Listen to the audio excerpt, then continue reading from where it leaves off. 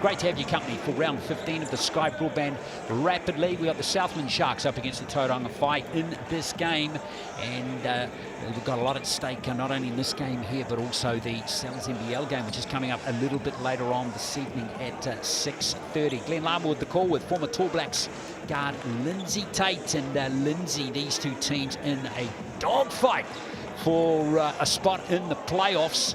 Tauranga Whai going great in the Rapid League. There they are. They've been there or thereabouts all season. But let's be blunt here, mate. They need to win this game, the Rapid League game here. Otherwise, Nelson get to be the Rapid League champions for the second straight year.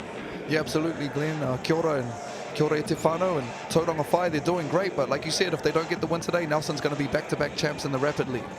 And Southland Sharks, can they finish the season with one more winner? They've got another game to play after this one. Let's wait and see how they're going to play here on their home court. Tougher season for them in the Rapid League with just the 3 wins. Let's look at the starting 5 now for the Tauranga Whai. Jaden Boucher, Jet Thompson, Liam Davis, Mike Wade and Jaden Bazant are going to get the job done. And Jaden Bazant, of course, the key man there. He's averaging 10 points per game at 57%. And he's just been an excellent individual for the Whai this season. Yeah, Jaden, you know, he's been around the league for a little bit now, and combo guard, he can play the point, he can play on the wing, but definitely, you know, he's a problem in the Rapid League and starting to push for more minutes in the cells as well. Will Ledger, Jack Ramage, Quake Webster, Dane Burtonshaw, Hayden Collier are the starting 5 for Southland, who have Riley Snow coming off the bench today. John Old is coaching the team, the Rapid League team today. Let's see if the Southland Sharks can fire up and get their 4th win of the season. And they normally would have young Tukaha Cooper working with them as well, Glenn, but a couple of injuries, Johnny Hilu and Alonzo Burden out this evening, so he'll be bumped up to the starters. Yes, the Southland, rather the Tauranga Whai, are also without a couple of players as well who are over at the under-19s. Let's have a look at that record there with the bit of a mixed bag from both teams in recent times. Yeah, that's a great way of putting it, you know, especially in their orange right there. They're kind of LW, so it would be great to string together a couple of dubs. Absolutely, you know, but the Whai have definitely found themselves in the last little bit, and that's impressive again, as you mentioned, without Carter Hopoi, the likes of Carter Hopoi and Xander Masters available for this group. Yes, indeed. So here come the Whai. And the Southland Sharks, another fascinating couple of matches coming up today. With, of course, earlier on today, how about the Airs beating the Rams in the Sal's Airs NBL game in Christchurch? They dropped a couple recently, and again, quick shout out to our Aotearoa representatives of the 19s, taking down Argentina, one of the world powers. I thought you were great on the call. Thanks, there, Glenn, just to pump your brakes up. I loved it. They'll be going against Mali again later on this evening, so get in there if you can. Tip off at midnight tonight. You can watch that game on FIBA Basketbol's YouTube channel. It's free, and hopefully New Zealand can make it 2 out of 2, though. Mali beat Serbia. Big upset last night, just like New Zealand upsetting Argentina.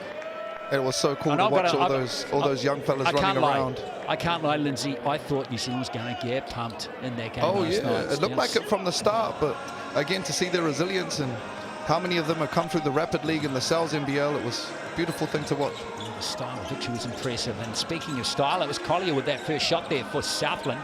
Not going to fall as Boucher comes down court now for the Whai. See what they can do with this play. It's Wade. He's a Southland drive, rather Tauranga driving to the hoop, and unfortunately Boucher can't get a clean look at the basket, and that didn't touch the rim either, so just 5 on the shot clock here for Jet Thompson. That did touch the rim. That's a little unlucky. I thought it touched the rim before the buzzer went off. Yeah, I agree with you there. Thought he caught some ring, but Marty Davison saw otherwise, so Southland not inbound here. Great rim protection there from young Ledger on the drive from Jaden Boucher. Well, there's the turnover. And Bazant is just going to cool it down here for Tauranga. Oh, that's a sloppy pass from Jaden Bazant. Unlike him. It is. Liam Davis had the mismatch there down low, but little turnover on the post entry. There's Collier again. He's got a good shot on him as we see the three-pointer go up, and it's not going to fall from Burtonshaw. There is a foul though.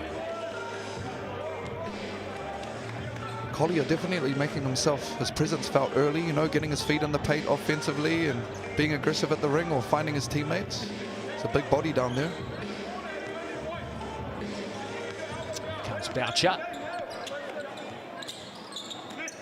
Here's Thompson. Oh, nice little rescreen. Yeah, Bazant with that pace, getting around Hayden Collier. There's the first points of the game. And he shows the bench his left hand, as all us hoopers like to do if we make a shot with our offhand. Ooh, that was a beautiful little pass. Beautiful pocket pass. No goodies for Will Ledger, though, as he missed that one. Now Thompson, now Bazant. Is it back to Thompson? Both of those guys can shoot a three ball, as we see Wade. Boucher, nice rotation. Thompson. Now Davis. Oh, hard luck for Davis. He's fighting hard there, young Liam Davis. Can't get it, and it's touched, and it's going to be Tauranga ball. Bit messy. Oh yeah, a little bit of men's league action to get us started here. Just finding their feet early on. Can't fault the effort though, that's for sure.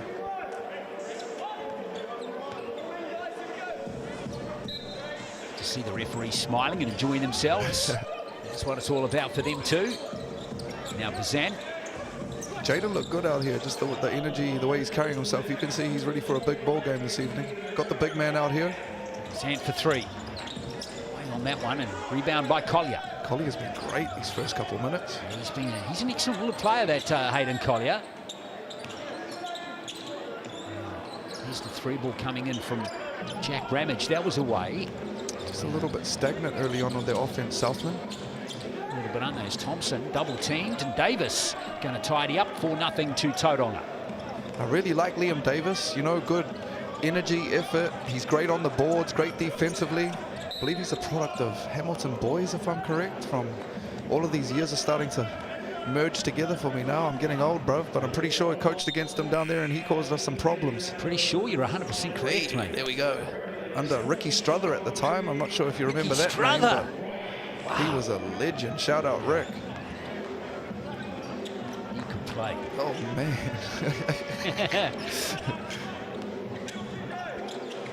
Snow, who's out there now for a bit of action. He's wearing 15 for the Sharks. Collier again. Just good getting some second side, third side actions here for the Sharks, just settling down a little bit offensively. They need a basket just to settle down here as Ramage tries to find it. Not going to get the roll off the rim, and it's tipped by Boucher into the hands there of Davis. Just seeing there on the D, Glenn Young, CJ Flavel checking into the game number 6 here. Great young talent. There he is, nice pass to Boucher. Wade. Still plenty of time on the shot clock with Thompson. Oh, he's lost it. Stone cold there. Be great to get a score on before the quarter runs out here, Glenn, if you're Southland. Get some points on the board. Can't it's been tough sledding. Say Craig Webster, he's got an outside shot. Oh, here's the offensive rebound. Come on, Southland, got to get a basket here. I think we've caught a rapid league quarter with no points from one of the teams, and there is Collier. Surely he's going to nail one of these two from the Chemist Warehouse strike. And that was smart by Collier, just attacking a like overly aggressive closeout there. Just getting right into the paint, drawing the foul, get a couple of free throws. Collier's been a very useful addition to the Southland team. He's featured in 10 games in the NBL, but he's missed the free throw from the Chemist Warehouse drive. Come on, Hayden. He had some great minutes early in the year before they added all the Sam Timmons of the world and Josiah Alex, who are now getting some huge minutes in the cells. Thompson. Just play for a final position here. 5. Little Spain action. Oh, Boucher. Bit of a look there for a three. Didn't capture the ball, though. Shot clock down to 6 for Thompson. Oh, nice little hands there from Flavel. Great crash there by Boucher. Just a little bit late on the putback, unfortunately. And that will be the end of the quarter. That is just one of the lowest scoring quarters, you'd have to say, in the Rapid League, 4-1. In fact, might be some time left. As there will be. Look like they're going to use their player timeout here. Southland. No, they're going to keep it. See Quake Webster kind of asking the bench if they should use it or not. Is that 0.2 or? I think it's 2 seconds. I saw the official. Wasn't really sure, indicating there was 2 seconds left on the clock.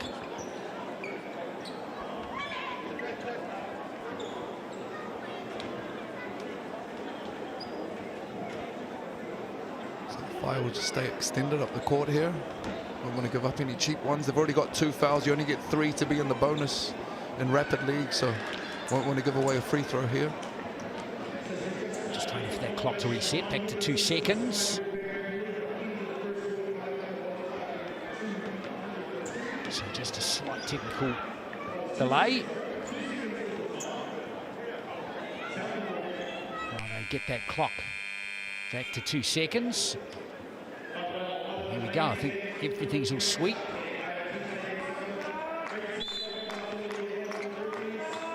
So there goes the play there from Burton Shaw, and well, Webster's overcooked it. So 4-1's going to be just 5 points in that first quarter, with Tauranga up by 3. That was a grind. Southland 0 from 6 in the first quarter, and Tauranga 2 from 9. There's only one way from here, Lindsay. This game is going ahead, and that's up, of course. There is. I'm going to take the glass is half full here, and we'll talk about Liam Davis being great on the glass. He's got 4 boards. Wow, which excellent. has definitely been a positive, and only 4 minutes of play. But like you said, both teams kind of struggling right now to find their offensive flow. Definitely going to have a better second quarter. Guarantee it. Guarantee it. Exactly.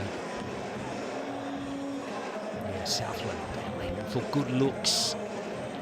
There's just that one solitary free throw from Hayden Collier in that first quarter.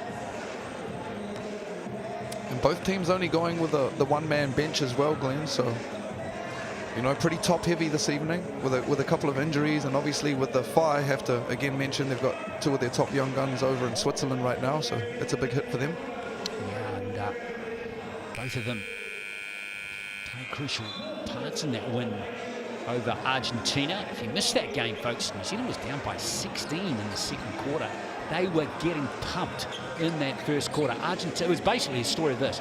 Argentina couldn't miss, and New Zealand couldn't get. They just couldn't. But then, about midway through that first quarter, the slow comeback was on, and New Zealand just grind away, chipped away, and ended up being a very composed effort down the stretch of that game, I thought, Lindsay. Yeah, I caught the end of it, and it was impressive, man. Argentina, they finished second in all of Americas, so to knock them over game 1 of the World Championships is big time. I've seen Xander Masters come in and make a couple of big buckets, a.k.a. Bruce Lee. I've seen them asking him on the socials who your celebrity lookalike was, and man said Bruce Lee. So like, wow. Well, that's good, man. Bruce Lee could take some people down. Maybe Xander's going to be the same. Could be like water. Exactly. Here comes Quake Webster for Southland. Good D. Strong take. Nice one from Ramage. So back to a 1-point game. Shout out to Hayden Jones too. He played super good last night. 12 boards. It's big from your wing. He'll be attending Wisconsin next season. Former home of Kirk Penny. Thompson for 3 gives Southland more nightmares. Quake does Jet Thompson. The former Westlake product, Jet Thompson, tracked down to Tauranga following Matt Lacey. You give him airspace, he can knock that thing down. Webster. There's Burton Shaw. There's the 3 this time from Ramage, and the rebound is good from Snow. That's a nice job from him. Southland got another opportunity here. Webster puts up the 3 and gets it. It's back to a 1-point game. Yeah, and 0 boards keeping them in it right now. Southland hurting the Fire a little bit on the glass at that end. Yeah, they've already in the double digits in rebounding, Southland, in this game. Now Webster going for another 3, and he buries that one as well. That's 2 out of 2 from Thompson. Yeah, looked like they were a little bit late on that switch, or just miscommunicated, and too much airspace again. That's a free look. Over to Burton Shaw. Now Webster again. Work off Riley Snow. Burton Shaw. Ledger. And he's been called for steps.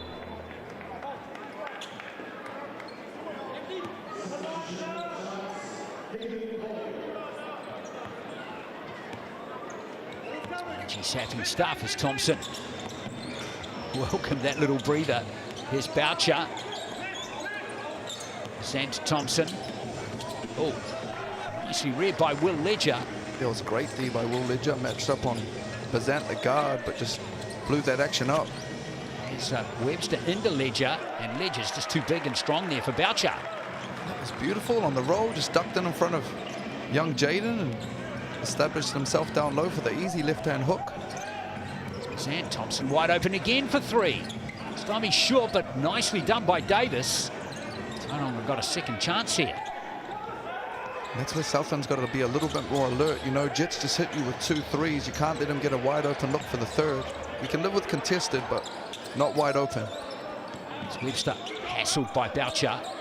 Just gets the pass to Collier, and there's a foul mid caught by Thompson.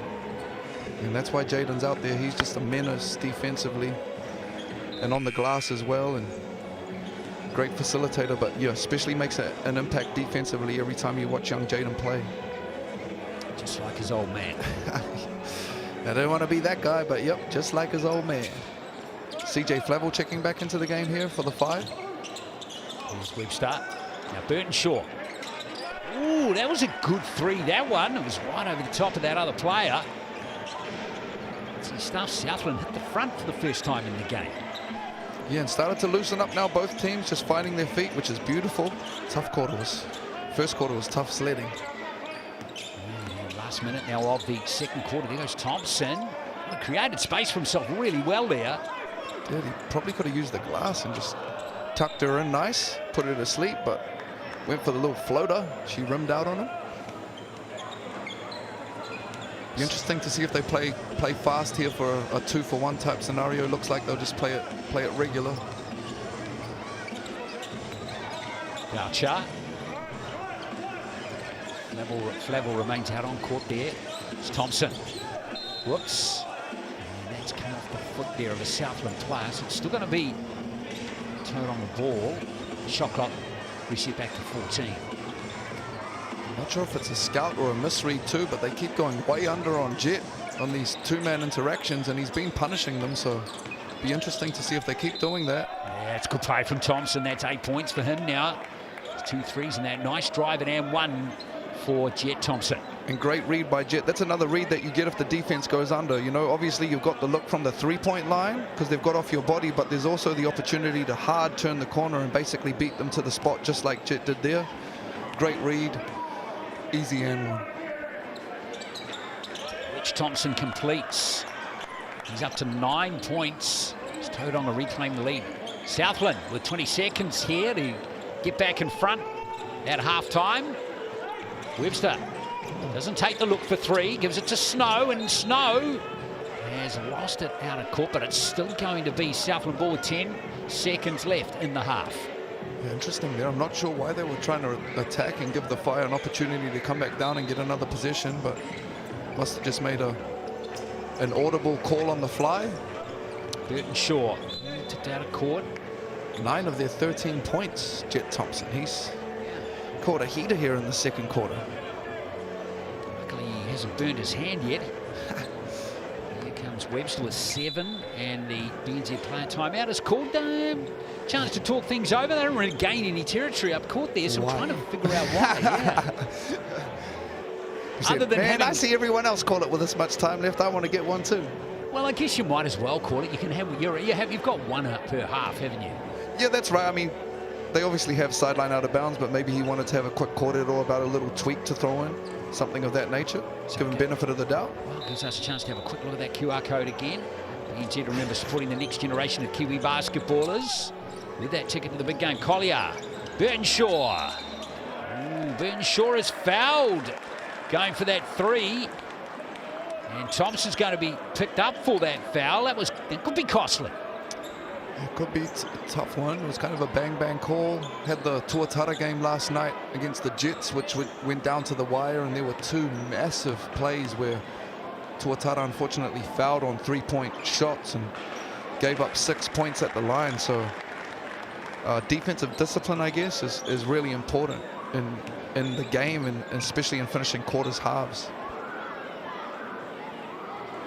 Burton Shaw with 2 from 2 so far from the Chemist Warehouse stripe. Say we'll see the Whai use their player timeout here on a make or on the rebounding position. That's exactly what Liam Davis does. So Burton Shaw with 2 from 3. You think in those scenarios you're allowed to have a word to the referee and say, on a make, we're calling our player timeout? Surely. Oh, he's not going to foul you for saying that, is he? No, I'm saying so to the referees. Well. Yeah, to the referee, exactly. yeah, like just early, just so they know. Yeah. So no time comes off the clock or whatever. Or even on, on the rebound, like, hey, just letting you all know, we want to take this player timeout. I do like throughout the season, you have seen, teams throwing little tweaks in at this stage of the game off these little timeouts. So they're really thinking the game, which is cool. Oh, Southland! And then after all of that talk, that happened. Unfortunately, we thought straight to the man marking the inbounder. Exactly. had a little bit more time. He could have taken the ball a couple of more, pushed the ball forward just that little bit further there. But anyway, it's a locked-up ball game at halftime, 13 apiece. A much better quarter of basketball than that one. It was much better, and thank you, Jet Thompson, for giving us a little bit of light at the end of the tunnel there and putting 9 points on the board. Made life a lot nicer to get through in that second quarter. It was a fun quarter.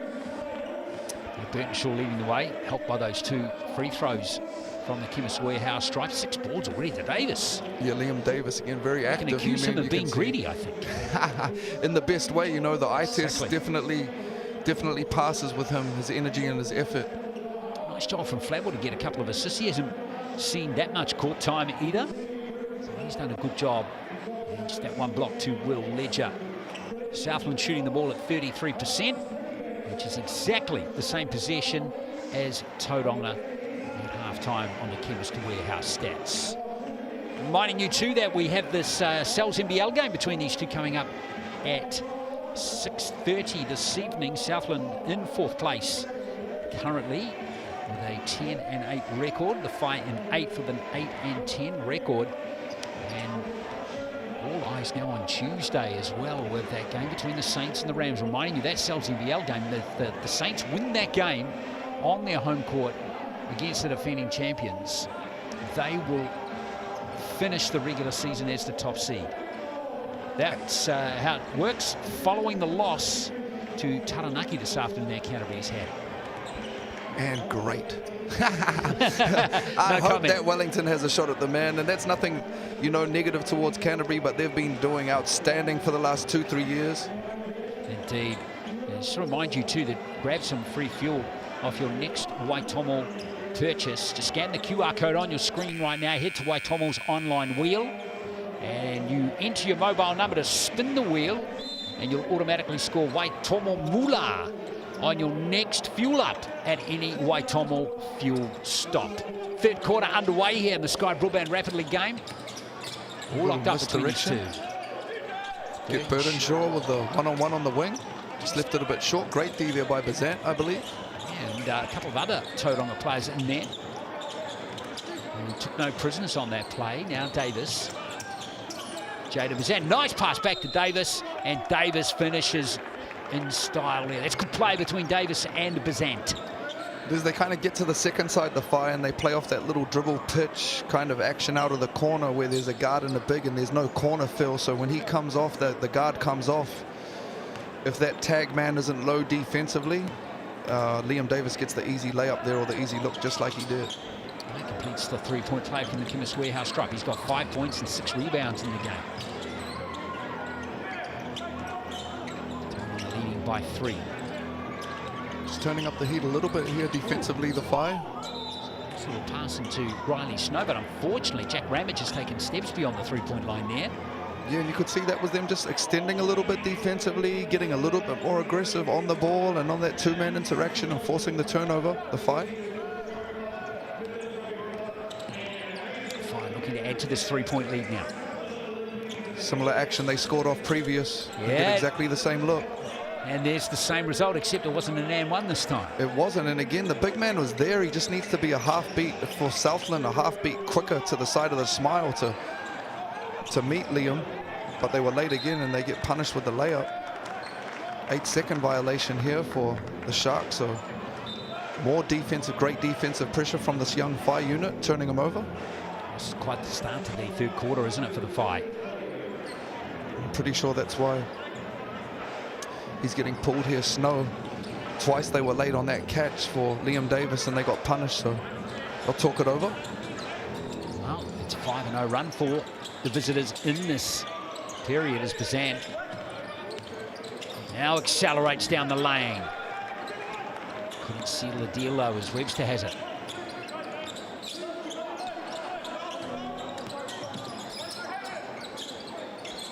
Looking for Collier, not going to find him this time. Can be enacted. Ramage. It's good D by Tauranga and Nez Davis with another rebound. Another rebound and great push. Love the pace that the Fire are playing with. Archer goes for three. Not going to get that one, Collier. And Southland looking to up the pace. Ledger over to Burton Shaw. And Burton Shaw is fouled, is he, by Bazan. The foul's gone on number 31, Mike Wade. So Thompson comes back into the game. He's the leading scorer. Bazan's going to take a breather. And Jaden, again, just missed that one previous. Looks like he's just kind of chilling right now, to be honest with you. Looks like he could turn up at any moment if he wanted to. He's playing at his own pace. Well, Coach Stojkovic is conscious of Bazan being one of the key players off the bench for the Fire. How about that no-look pass into Ledger, who's missed it, unfortunately, for Southland. So they remain scoreless in this quarter.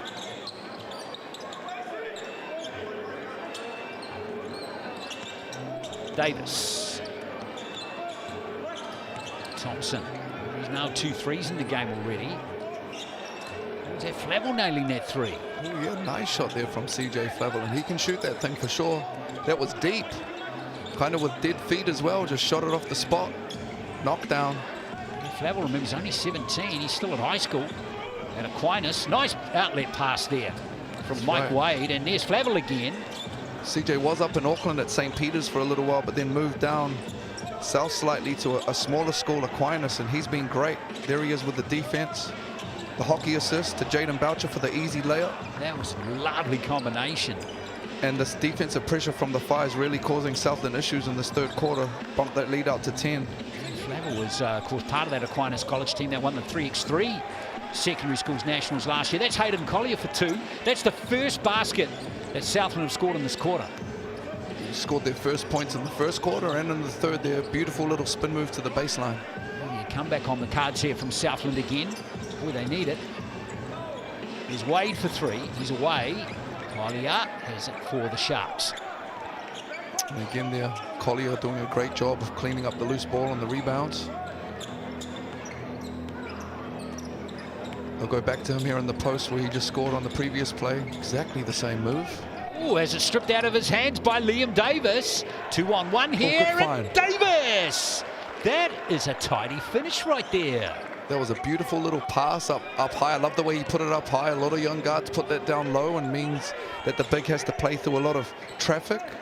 And Liam could just use his athleticism and finish at the ring. And there's Collier with a great O board and put him to finish the quarter for the Sharks. Well, that might just be what the Sharks need to stay in touch here. Here's Davis. Great hands. Play here? Breakout dribble. Beautiful little alley-oop pocket pass. Left-hand lay as well. Beautiful. How about Davis in this game? He's getting close to a double-double. A genuine double-double in this game. Yeah, yesterday we were like, Josh Ledger, brother of Will Ledger, had the rare 5.55 in the Triple League, which was outstanding, and that trickled over to the Sal's game as well for him. Yeah, well, we'll see. Jed Thompson has 9 points, but Liam Davis has 9 points and 9 rebounds. Man, that's outstanding. that's impressive. You put that up, young fella like that, in a Sal's game, and that's impressive. How many minutes? He's played all of it. He's played all 12 minutes. Okay. Still 9 and 9. Outstanding. Well, let's hope he can get to double digits for both, Lindsay. Yeah, that would be very impressive. He's saying, Coach Tane, put me in the big game. Exactly. Coach Alex, I'm ready. Well, if he does. That's what you're screaming, though, right, Glenn? When you put up those kind of numbers in the pregame? Especially I'm ready. Especially when Davis hasn't actually played a Sal's NBL game yet. Oh, and I guess, man, we've also forgot to mention that young Denham Brook is out as well for the Whai, who's a big loss for them. You know, another kind of pick and pop big, dealing with a leg injury. So perfect opportunity for the likes of Liam Davis to step in. Well, Davis played 6 games for the Bulls last year, but he hasn't played for the Whai this season. So let's see if he does get some court time in the NBL game a little bit later on. Remember, that starts at 7:30. Now Bazant. Great find.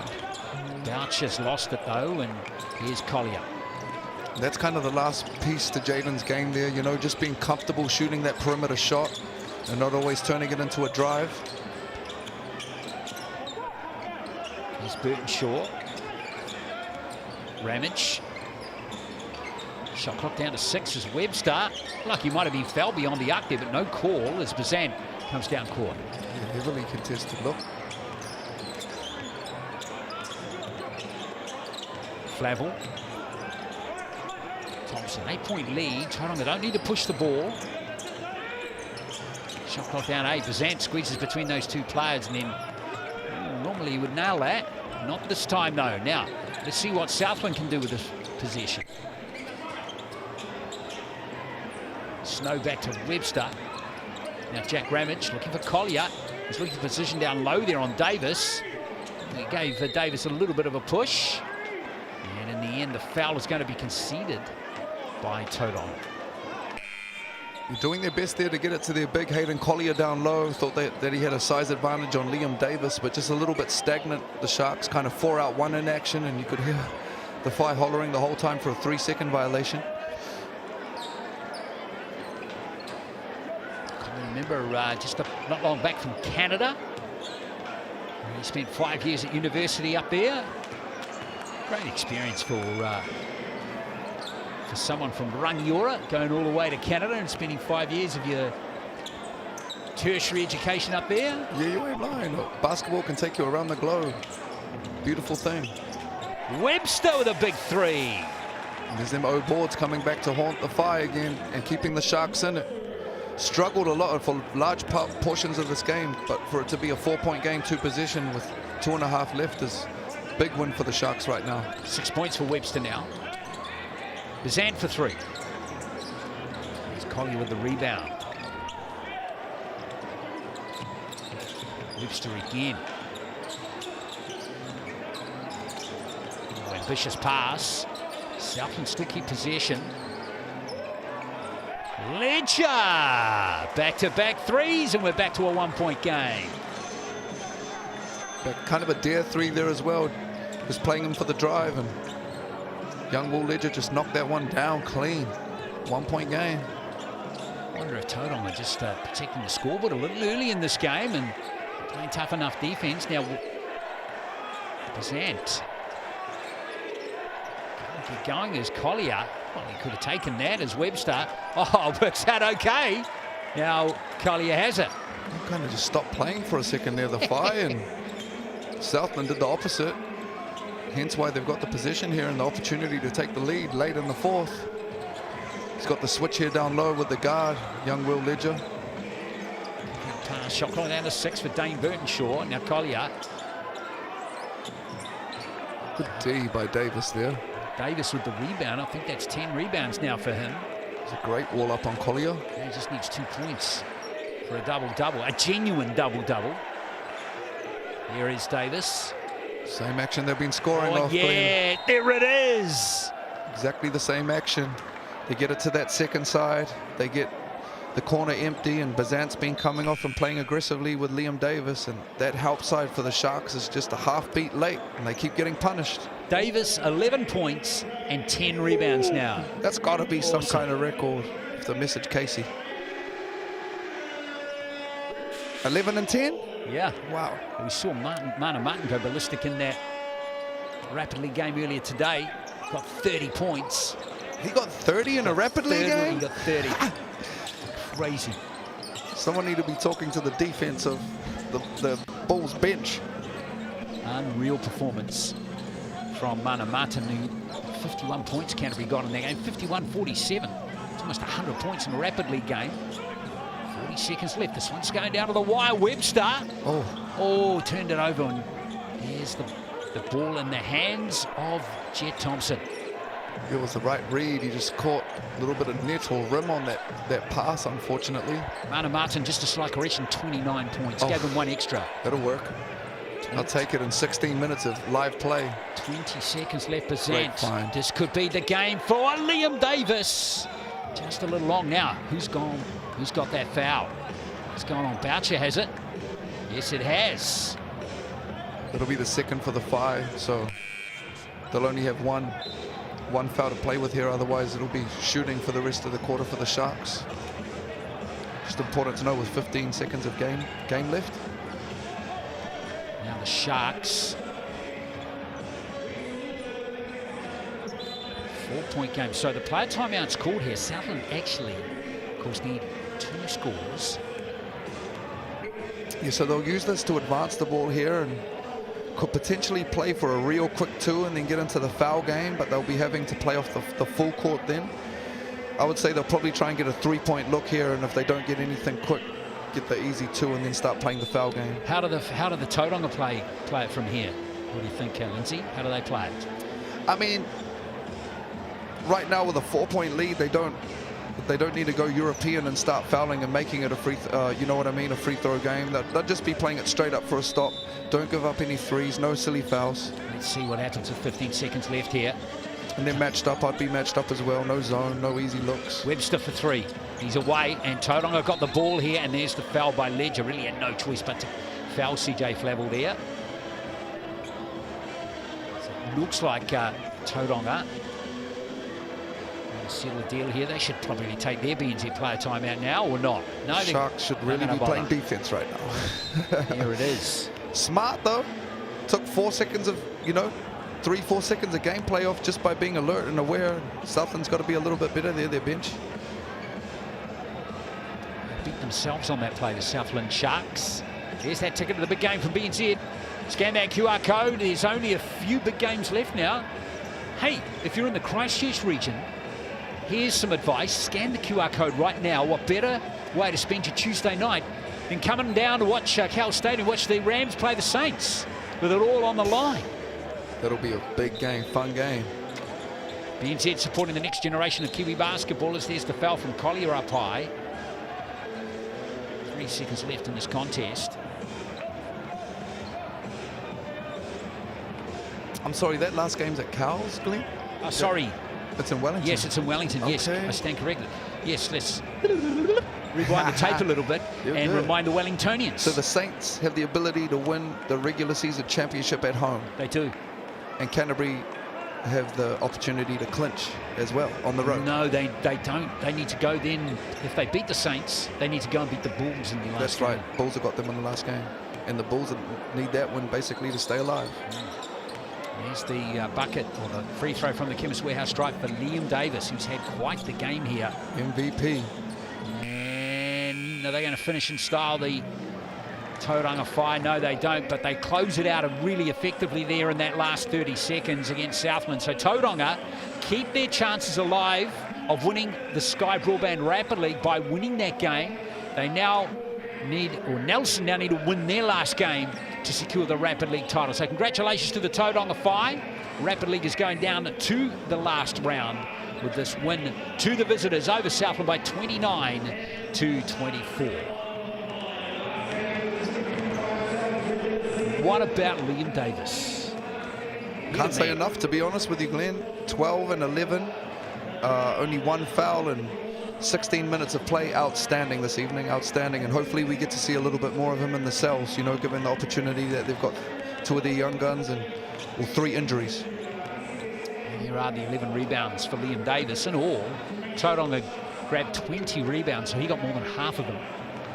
Yeah, really pounded them on the glass, but at the same time, Southland did a great job earlier of hanging tough by imposing themselves on the offensive glass as well. Nice number of assists for both teams actually in this game, which is good to see.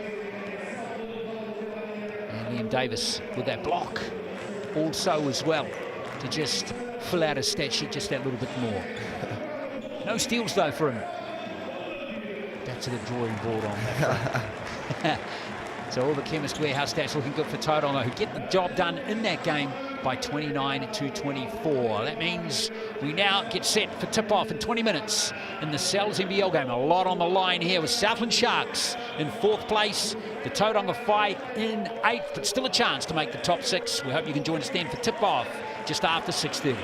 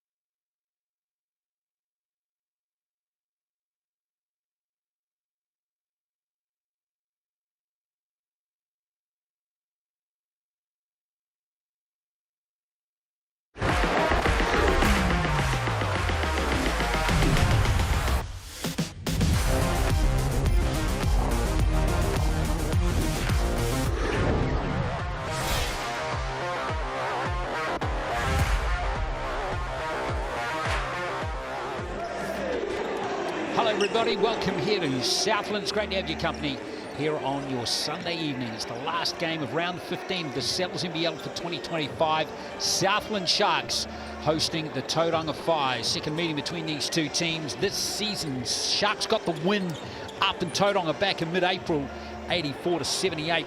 A lot has happened since then though. Both teams still in contention for the playoffs, but if the Whai get beaten in this game today, they might just kiss their top 6 chances goodbye for 2025. So a lot on the line for them. Sharks have a bit more breathing space. And what about that Mix and Pick Tom.com poll to straight off the bat here, Lindsay Tate? It is one-way traffic. Yeah, they're definitely not giving the Whai a chance. I think they've got a little bit more of a chance than that. Come on, let's give the Whai some love. Like you said, Glenn, you know, Sharks are kind of rolling great here. I think they've won 5 or 6 in a row and kind of keeping that rhythm heading into the playoff race. And opposite of that right now, the Whai are scrapping for their playoff lives. And this is a must-win scenario for them this evening. Yeah, no doubt the fans are coming out in force now. They're a bit, well, stuck in their lounge chairs maybe a little bit earlier on in the season when Southland was struggling a little bit, but great to see them in much bigger numbers down the stretch of the season. Why not too, with Southland going particularly well as we check out the ladder. There they are, moving up the table into 4th place. They can join Taranaki, who had that big victory over Canterbury earlier today. So Southland can join Taranaki in 3rd equal spot there. Probably won't overtake them on the points percentage, but nonetheless, I think with 11 wins under their belt, that'll be enough for Southland to get a top 4 spot. Yeah, if I had to pick it right now, I'd for sure have Southland in the mix, like you said. And for everyone that was doing their little permutations, if you had Canterbury winning out, obviously hasn't been the case. So makes for a real interesting finish in the next round. Well, exactly, and we're going to have a look at the matches to come in just a moment. There is Tauranga in 8th place. Yes, they need the win to stay in the hunt for a top 6. So that Saints-Rams game on Tuesday is basically a simple equation. If the Saints win that at home, they will secure top seed against the Rams. The Rams have 2 games left in the regular season. That is their last game, the Saints. So the Rams need to beat the Saints and then beat the Bulls in their last game to absolutely wrap up the top spot. And again, that'll be a super hungry, scrappy Bulls outfit who potentially without Tay Hardy, but they'll be playing for their life in that last game as well. So real interesting, you know, couple of end of this round and last round coming up. Looking forward to it. And with these teams jostling for positions on the table, big games coming up there for the Jets away to the Whai, the Sharks away to the Giants, and the Airs back at home after the big win. Can they back that up against the bottom-placed Otago Nuggets? That one on Friday. Let's have a look at the starting 5s now, and we're going to start off with the visitors, the Tauranga Whai. Put down on troops with a couple of players out in Europe at the moment with the under-19s, Kara Hawkboy and Xander Masters, and also out injured today is Denham Brook. So starting 5 is Mojave King, Cruz Pero Hunt, Sean Bairstow, Sean Murphy and Zach Rosetto. Let's hear from Mojave King. Well, Mojave, welcome back to Invercargill. We won't talk about the weather, but you've reacclimatised. This is the definition of a must-win game, eh? How are the boys feeling going into it? Yeah, for sure. We're ready for a fight. We're not expecting it to be easy, but we're the coaches prepared us well. We got a good game plan heading into this one, and I think it'll be a good game. Talk to us about the Sharks as an opponent. That they've obviously got a whole heap of offensive weapons out there. What's the scout on them?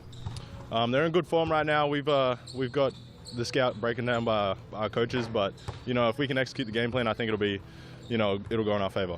All right, and for you guys, what's been the concentration? You bounced back well since Dunedin the other night? Yeah, just playing our game. Coach gives us a good game plan every game. Keys simple to focus on, and just going out there and executing is on us, and we're really prepared for this one. So yeah, we need a win, so we got to get it done. Good job, mate. Good luck for tonight. Thank you. Worth mentioning too that the Fire are without their coach, Matt Lacey, who's also in Switzerland coaching the under-19s. Did a magnificent job to marshal that comeback win over Argentina in their first game up in Switzerland by 77-72. Let's have a look at the starting 5 now for the Sharks. And Lindsay Tate, I reckon this starting 5 is as good as any in the league. They have Tukaho Cooper, who comes in today for Alonzo Burton, who's out injured. But Caleb Asbury, Keelan Boone, Sam Timmins and Josiah Alec. It is slick for Southland. They load it. Absolutely. From the guards, wings, all the way through to those big men. Alex in the running for MVP right now. They load it. Yeah, Asbury too marshals the team beautifully from point guard. Let's hear from him ahead of tip-off. Well, Caleb, they're all important, and this is no different, is it? Tell us about the talk in the camp this week leading into this vital game. Pretty much, we know what's at stake, and we need to take care of business. As all that's been said, pretty much. And so talk to us about the Sharks and this turnaround, right? Everyone, in some ways you're the talk of the league. What's been some of the secrets to that, do you think? Really just being a team this year. I feel like last year we weren't together. I feel like this year we're really gelling as a team on and off the court, and I feel like that's helping us on the court right now. All right, the Fire as an opponent, what's been the talk in terms of trying to shut down them? Because they've got some guys that can light it up quick. Yeah, pretty much we're just going to, stay attacked on threes and going over on screens and stuff so we, can limit their threes and stuff. All right, mate. Good luck out there. Go well. Thank you. Caleb Asbury, of course, is playing his 19th game. He's featured in every match this season, scoring 15 points per game. And more importantly, perhaps 7 assists per game. Let's check out their head-to-heads. All those W's on the left-hand column there for Southland. Love the look of that, Lindsay. Yeah, absolutely, especially if you're a Southland fan. They've been running through the league the last 5-6 games, and Fi got a big win in their last one as well, so both teams in great form. Mojave King, Keelan Boone are certainly the top scorers. Boone, we mentioned Asbury getting 15 points per game. Boone's on 21 points per game. King on 19 and shooting the ball at 47%, which is not too shabby for Tauranga. But they're going to need all of that today in this game. What about the loss, though? Well, we know Xander Masters and Carter Hawkboy in particular, though Carter is a starting player for the Tauranga Whai. But what about not having Matt Lacey? Tane Bennett's taking over today, and of course Alex Stojkovic, who coached the Fire to glory in the women's competition last year, is the assistant for Tane today. But what about Matt Lacey not being there? How does that change things up when the head coach isn't there? I mean, I'm not going to sugarcoat it. It's a big loss whenever you don't have your head coach, and they're also missing assistant coach Doug Courtney as well, who's away on national team duties. And like you said, salute to them all. They did a great job of knocking over Argentina, but that's not going to help this Fire outfit, this evening in a must-win game. Also to mention, you can see him there in shot. Denham Brook, a massive piece off the bench for this group, a pick-and-pop big who's going to be missing. He's got a lower leg injury going on. So, there's going to have to be some of these young boys are going to have to come in and step up. We've seen Liam Davis previous in the Rapid League game have a great showing, so I wouldn't be surprised if we see some of them slot in for some big minutes this evening. Yeah, Denham Brook, a big man with a lovely hands for an outside shot too, and Liam Davis, just touching on him, 13 points and 11 rebounds in the Sky Broadband Rapid League game earlier today. The Fire winning that by 29-24. So well done to Liam Davis and the Whai team, but can they get the double here against Southland, one of the hottest teams in the league? Yeah, and they'll basically lock themselves in with a win here this evening, I believe. That'll get them to 11. It'll be tough to keep them out of the playoffs if they're not already locked in. But again, worth mentioning, a starter, Alonzo Burden, a great veteran in the league. He's out, so Tukaha Cooper, like you said, will get the start. But they're also missing Johnny Hilu, who plays big minutes for them off the bench. And they're not super deep, this Southland outfit. So if the Whai have anything going for them, it's probably trying to wear down the starting outfit. Exactly, maybe trying to get Jonathan Yim's team into foul trouble, but... Talking about outfits, look at that right there. He got on that nice little sweater right there. He's sharp. He's always the... he is the best-dressed coach in the league by far. And you have to say, listening to Caleb... No disrespect to any other coach, not of at course. all. And listening to Caleb Asbury's interview, you know, I think it's visible to see that he's kind of brought a great feel to this group, you know, a connectedness.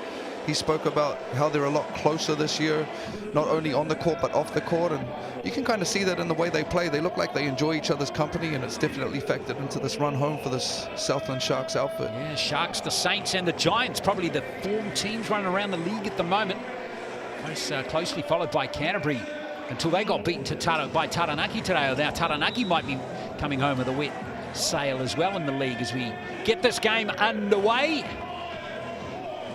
And it's going to be the tip to Rosetto, but there is Alec. No basket. It looked like to some eyes that actually went through the hoop and went under it. Just a ball of energy there from the jump. Just gets the tip and straight in there for a lay that he left short. But Josiah Alec, we're going to be saying his name a lot this evening. So let's get this game properly underway as Murphy brings the ball down court.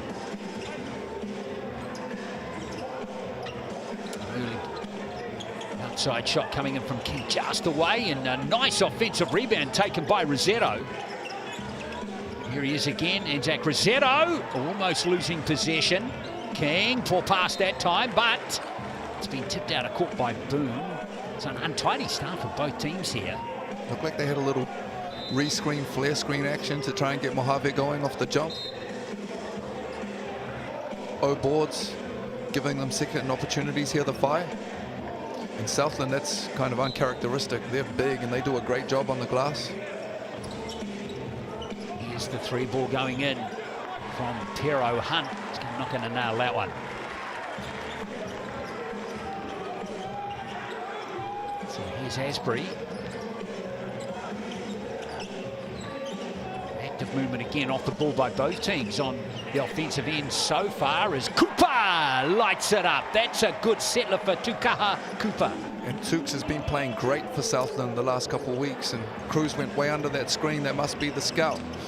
And Tukes just lined him up and knocked him down. Big hit early on. They'll have to adjust to that, the defense. Speaking of hits, what about that one from King? He locks the scores up. You're right back at you, and great screen there. You could see the defender kind of having some banter with the ref. Thought there might have been a little bit of illegal contact, but great read by Mojave. Tie things up. Boom. Back to Alec. All energy. Mismatch here. Finish the deal against Murphy, and here comes the fast break. Pero Hunt's going to go from downtown again. Can't nail that one, but the rebound's kind there for Sean Murphy. And in the end, they run out of real estate, the Whai. Great job kind of jamming or moving forward, Sean Murphy. That's the second O board he's got his hands on, and they couldn't hold on to that one, but great effort early on for this Whai outfit. They'll just stay in a little bit of extended pressure here, just take some time off the shot clock. Here's Asbury. Great facilitator with the ball. Now Timmins. Same little play they run to get this post touch for their big down low. This is going to be a either battle side. in the game. Here's Timmins winning the battle on that occasion. With Anzac there, that looked like a bit of a ticky-tack foul. If you've got a couple of big bodies down there, and if they're going to call the whistle like that, it's going to be a long evening, Glenn, so hopefully they let them bump a little bit. I hope you don't have an appointment after this game. I'm pretty sure both of them will happily, you know, let each other get away with a little bit of physicality down there. You know, they're both big men. Timmins, oh yes, took the center group through there, did Sam Timmins, but they all count. You got that shooter's roll. 3 to Southland early in this game. Bairstow. Tiro Hunt. Back to Sean Bairstow, who's going to put up the 3 ball. And he's Boone with the rebound. Great kick ahead by Asbury. Now to Kaha Cooper again.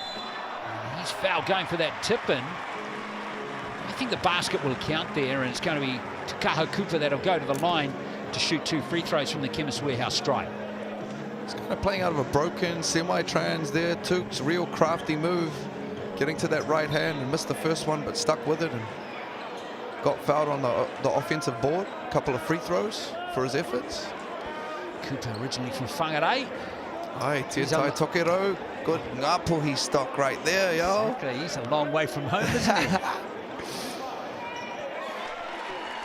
But, great to see Cooper getting a chance. His 3rd start this season. He's been averaging 21 minutes a game, 10 points per game for Southland this year.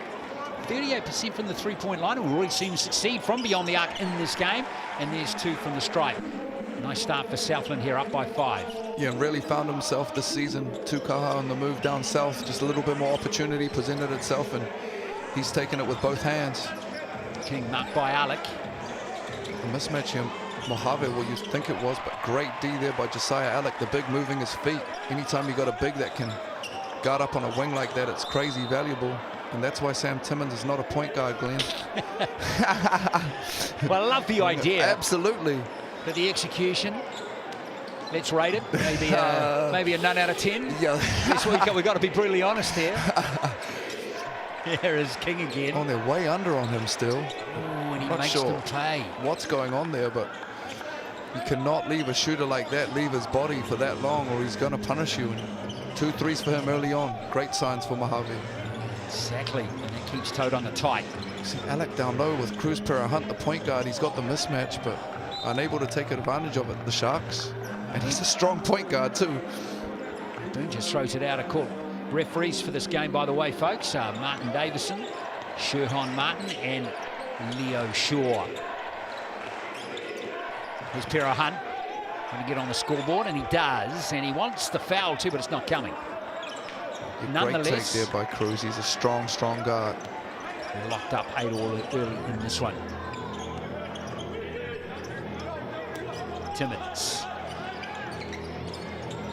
Marked by Rossetto. Rosetto's been pulled out of the game, by the way, because he's conceded 2 fouls early. Absolutely. My fault now. I was just about to say that's big for them. You know, obviously Denham Brooks out, and Anzac's their only center that they've got. Sam Timmons, Josiah Alec out there right now. It's going to be a big ask for this Fire outfit to deal with them without Anzac on the court. So might see a little bit of zone action at some point to counter that. 2 fouls for Rossetto in just 2 minutes and 16 seconds of court time. Now that's Bairstow with the ball. I'd have to say the first one was kind of a ticky-tack one, which makes it so difficult, you know. That's why you don't want to give those cheapy ones away early. It's a long time for him to sit right now. He'll be sitting for some time, you'd think. Yeah, I mean, they'll I'd say at least get him to the second and then try and buy him a little bit of time there, depending on what the score is. So it's going to be hard yards here for the Five without their big man for the rest of this quarter. So if Timmons and co can take advantage. Now Keelan Boone. A relatively slow pace to start this game, which I think favors the big Southland outfit. Here's Keelan Boone. Great perimeter shooting from both teams to start us off here tonight in Southland. Boone goes boom, boom. Here goes Murphy. Tipped back by Pero Hunt. Nice play from him. Now Bairstow. Great jam right now by the Fire. They're moving forward on all of these shots and getting hands to ball. Asbury over to Boone again. Keelan Boone. And that's going to see a timeout called by the Fire as Southland go out to a 6-point lead, courtesy of those back-to-back triples. And that's the game within the game, Glenn. You know, Keelan Boone's just hit a tough 3 previous. If you're Sean Murphy and you see him kind of running into those rhythm catches, you've got to run him off the line. You've got to make him make a counter. For him to just catch that and line it up like that, it's too easy. And 6-point lead, timeout. Yeah, plenty to talk about for the Fire coaching staff. And speaking of things to talk about, there's that offer from Sales valid until Tuesday. So a couple of days to enjoy the large big pineapple at $36.99. Just scan that QR code and get into it, folks. Almost halfway through this quarter, Glenn, and Fire already at 3 team fouls. Anzac Rissetto with 2, so another foul, and Southland will be shooting for the rest of the quarter. So just interesting to keep on if you're a viewer, you know, with the size that Southland's got and the way this game's going. And 15 of the 22 points combined in the game so far from both teams have been three-pointers. Yeah, which is interesting, you know, with such a big size discrepancy. But they're shooting it great, so if it ain't broke, don't fix it. Keep firing.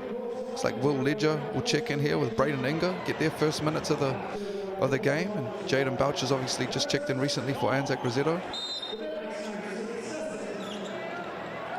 So here comes the Whai again. Just throw down to Murphy. Pero Hunt, just the 2 scorers so far for the Whai. It's King and Pero Hunt. Southland just really comfortable switching all the screens, even with their bigs on guards. They can really sit down and guard the ball, which is a luxury. Another O board for the Whai. Mojave King that time. He's going to put up the 3-ball again, and there he goes again. 3 threes already for King. And that was a pretty good contest on that one. The problem is you gave him 2 free shots previous, you know, and that's where he gets his confidence up, and now the ring's looking like a hula hoop. Boone again. Speaking of hula hoops. Exactly. With 2 threes to him. Now Alec. Big mismatch down here. Alec, I love that play from Josiah Alec. And great D from the much smaller Sean Murphy there, just to force him into a tough, long left-hand hook, but great finish from Alec, who's leader for MVP voting right now, I believe, in the league. Pero Hunt back to a 5-point game. 10 on the shot clock. Oh, good look. And the pass wasn't executed the way he would have wanted. Now Boone for Southland. It was tough. I think Sean just turned the wrong way on that roll. Kind of ended up blind. And Cruz again, they've got their point guard on their center right now, Southland, but unable to take advantage of it. Asbury almost losing control of the ball there. Boone, now Boone is matching Mojave King. See what you're talking about. There's your advantage. Get me the ball. For his 3rd 3. Mojave and Boone going off right now. 9 points apiece from the 3-point line. Here's another. Ooh. And here goes the play from King. The foul is from Boone. Hey, and really nice from Mojave right now. You can see he's opened him up from the perimeter, which means next time he catches it on the perimeter, they're sprinting at him, which opens up driving lanes and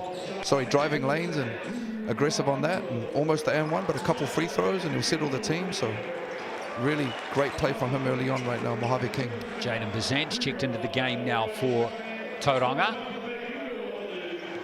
I'd love to see Jaden get himself going, Glenn. Yeah. You know, he's such a talented young player, a little bit up and down, but when he gets cooking, man, he can really shift the trajectory of a game, and they need him this evening. They really do, and we've seen him contribute strongly off the bench before in games when the Whai have needed him. And even again today is second from the Chemist Warehouse stripe is missed there by King. He's got 10 of their 12 points, which is great for him, but also means the Whai have got to get some other options going right now if they want to have any chance this evening. Keep giving the ball to King. Is going to open up options now. Timmins paused nicely there as Boucher mistimed his jump.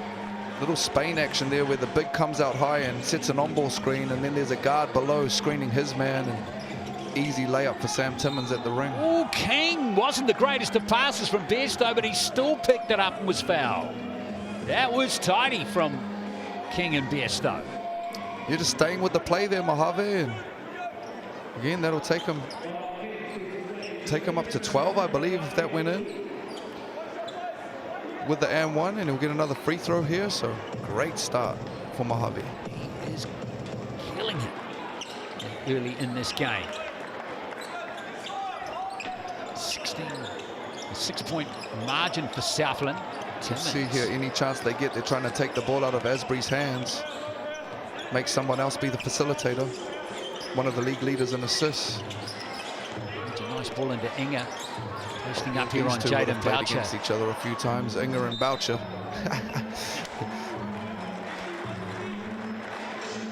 So Inger is fouled on that occasion. Just before the shot, Lindsay, which was interesting. Cooper's coming back into the game now for the Sharks. Oh, Sam's got to be aggressive there. He's got a wing marking him in the deep post and looking to be a little Magic Johnson action for those skips on the cross court, but we'd just love to see him put his back on him and put him in the ring. Short clock here, 9 seconds for the Sharks to play with. Straight into the post again. Thomas loses it out of court. 4 seconds left. Great effort from Sean there. Sean Murphy just getting low and locking in his base. He's way undersized right now, but doing a great effort of holding his space. Into Timmins. And that wasn't a bad finish. And then just as I say that, Sam just swallows him up under the ring for the easy duck and layup. 7 points for Timmins early in this one. Short breather for Cruz Pero-Hunt. He's back in there, and his old mate Jaden Bazant with him out there now. Murphy. King again. Nice rebound taken right there from Josh Ledger. Great defense by Sam Timmins there, just walling up, staying big without fouling, just what you ask of your big man. Ledger, of course. Here's Inga. Getting it back to Timmins, but he's lost the ball, and here comes Murphy. Nice push. Beautiful kick-ahead pass. And there is Asbury with the foul. And that's all Sean Murphy there on the defensive end, and also in transition with that kick-ahead pass, just allowing his guard to be free and play downhill. And Mojave will continue his great form and potentially get to up to 15 points here with these free throws if he can knock them both in. Okay, I think this is his third visit to the Chemist Warehouse strike already in this game. It's exactly what the Phi need. You know, they're undermanned, missing 3 of their main guys, 2 of their lead coaches, and you got a stud like Mojave out here. He's got to be uber aggressive for the entire game, especially without foul trouble, and that free throw there will take him to 14 points for the evening already. Challenge for him is, oh, can he keep it going? We've seen this happen not only in this league, but many others around the place as well, where guys come out of the block super fast, but then they go icy cold as defense gets tight. I hope so. Last night we had Luther Muhammad and Gibson from the Jets going head-to-head, and both of them tied. Luther had 36 and Gibson had 37, breaking the single-season record right now, which was 36, so got up to 37. And Josiah Alec there with a beautiful little lay-in. But Mojave King's got a chance to get that this evening. He's got 13 already here early in the first quarter. Goes the 3 ball from Jaden Bazant, and there he is. Jaden Bazant, these threes keep falling. That's the 4th one for Tauranga. Beautiful baseline penetration with the corner fill. Just the 1 ball to Jaden Bazant, and like we said, stepping up, knocking down the 3. Great signs. Cooper. Oof. From Cooper gets his own rebound, but then loses it. I think Tauranga, though, might have conceded a foul. It's going to go on Cruz Pero-Hunt. They'll be in the bonus for the last minute here, but great job by Tukes. He's got a great quick second jump. After he gets that little push shot up, he's getting off the floor quicker than the defense right now and getting extra possessions. Southland still have possession, 10 on the shot clock. Here's Cooper. That's nicely defended that time as Bazant pushes. Pero-Hunt for 3. And it goes from Cruz Pero-Hunt. Love that there. They had the kind of 2-for-1 and smart play by Cruz. Beautiful shot, and they'll get the last position of the quarter as well. This is a good comeback by the Phi. The lead was as big as 9 at one point. It's been their perimeter shooting, which has kept them in the hunt here. Now here's Timmins posting up. Nice ball to Inga. And he rolls it in for his first 2 points of the game. A great find there. The defense on the weak side just losing vision of the corner cutter, and Inga with the easy layup. Sean Bairstow is going to cool it down here. Hopefully for Tauranga fans, they can score here from this last play. Oh, flying in to get the rebound was Bazant, but he's run out of time for another shot. So it's going to be a 4-point advantage to Southland at the end of the first here in Invercargill at round 15 of the Cells NBL. It's 27-23.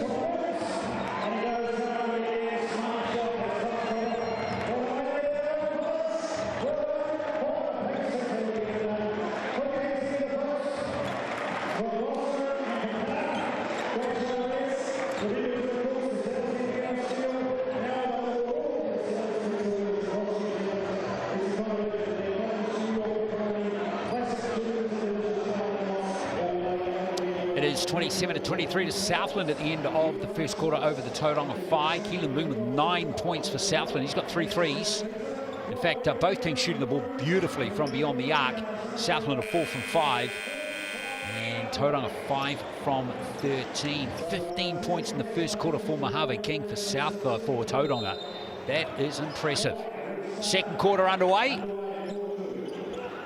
It's Tauranga with the first possession. They're down by 4. And Anzac Rosetta will start this quarter on the bench still for the Whai with a couple of fouls early on, and they've got Besto with a great drive and the easy layup to cut this lead to 2 early in the second. Yeah, I think they'll hang on to Rosetta for as long as they possibly can. They got him out there, my fault. Interesting, yeah, they have. There he is, the number 1. He gets the tip to Timmins.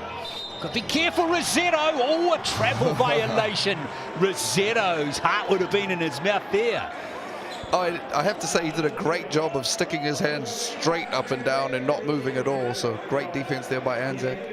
Tough call on Sam. Do not want to give up another foul, Anzac Rosetto. He's only had 2 minutes and 16 seconds in the first quarter.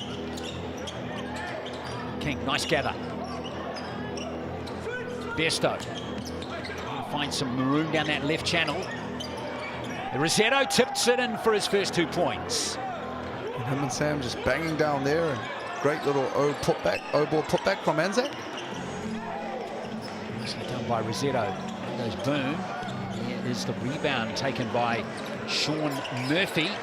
And Sean Murphy's been great for them early on at the defensive end, on the boards, and just facilitating offensively. Besto down to Rosetto. Toast up on Sam Timmins. Oh, lovely finish. Stop it, Anzac. Stuffed the 2 big men there and played him for the right hook. Sam forced him into his counter of the left, and great left-hand hook. And at the other end, Josiah Alex going to get himself going for the evening to start playing aggressive downhill with the slightly smaller Sean Murphy matched up on him still. Got 4 points so far. He's been fantastic all season. It probably hasn't been quite the same Josiah Alec the first 10 minutes here that we normally see. He's normally all over the place, but I'm going to say there's still a lot of time left in this game. He's going to put some numbers on the board before the night is over. Guarantee it. He's rookie pro season here in Southland, so remember this time of his life for a long time. He looked like a WWE wrestler out there right now, man. That's some props too. Exactly, man. You're a hairdresser in Invercargill. Josiah, let me just tidy that up for you. And he's going to say, talk to the hand. That's what he's going to say. And here's Rosetto. Nice move. Oh, the block from Boone, and here comes Alec. He's close to a goaltend there, but let him go. Cooper. Timmins up high. And here's Cooper again. Switch over to Rosetto on defense, which means there's a mismatch there for Timmins, and there's King. Just getting a little aggressive. Nice play there by Southland. Yeah, Smart again got the switch and the mismatch, and Mojave was doing all he could to fight for position, but Sam just too big, and he'll get a foul there, which is a win for Southland. Many fouls as we can get on their better players, the better. King not happy. Just his first personal foul. Oh, that's too easy. That is too easy. A massive miscommunication or non-communication there. Just a straight up screen for a dunk off a baseline out of bounds. Not good enough if you're the Whai. Pero Hunt. It's going to roll kindly for Cruz Pero Hunt. Tough right there from the crafty guard. Just getting into that little push-shot package and showing his touch. 7 for him now. To a tight ball game, Asbury, and Asbury just mistimes the pass. Just creating enough uncertainty there. Timmins reckons he was held back. Yeah, it's interesting sometimes when you've got such a big size discrepancy, you know, you can see the mismatch and you're trying to get the ball there, but with good intent, you end up forcing it, you know, and a couple of times now Southland turned it over trying to force it to the big when he's got a mismatch. Murphy, rather Besto. Now Pero Hunt, marked by Cooper. Pero Hunt put the spin cycle on Max. Now Rosetto puts up the 3 ball. Offensive rebound, Boucher, great job. Looks like they're jamming the Whai. When a shot goes up, they move forward, which is kind of non-traditional. A lot of teams do it now, though, but it's been very effective for them. Here they go again, all moving forward. Another hand on basketball or O-board there from Mojave. Unfortunately for Mojave, King couldn't get it, so Southland survive. But it's a great tactic, the jam, especially, you know, if you want to stay aggressive defensively and impose yourself down that end of the court. They've been great early on the Whai with that. Cooper into Timmins, that's nice. And Timmins scores 2 more. He has 9. And Southland back in front by 2 points. Timmins and Boone are the top scorers for Southland at the moment with 9 points each. Alec on the fast break here for Southland. Oh, that's an offensive foul, surely. And it is. Great job by Bairstow getting his feet set outside the charge circle, and takes a bit of cojones to stand there when a man like that size is sprinting at your chest. So salute to him, stood his ground. Yeah, that's a charge. Big call too on one of their better players. Late footwork needed there by Alec. Yeah, he tried to slide through, but well, he tried to barge through. There you go. That was a James Fisher-Harris move rather than a Roger Tuivasa-Sheck move, right? You're right. That's what that was. It's going to be Tauranga ball.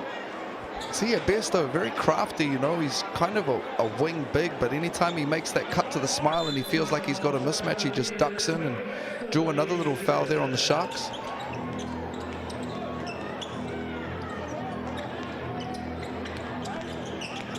Play from Bairstow. That's a good rebound by Josiah Alec.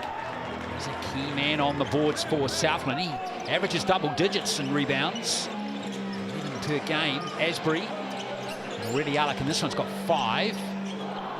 Webster getting some minutes here. Quake Webster. Good to see Quake Webster out there for his 10th game of the season. Now Webster, King has lost it stone cold out of court. Reckons he was fouled again.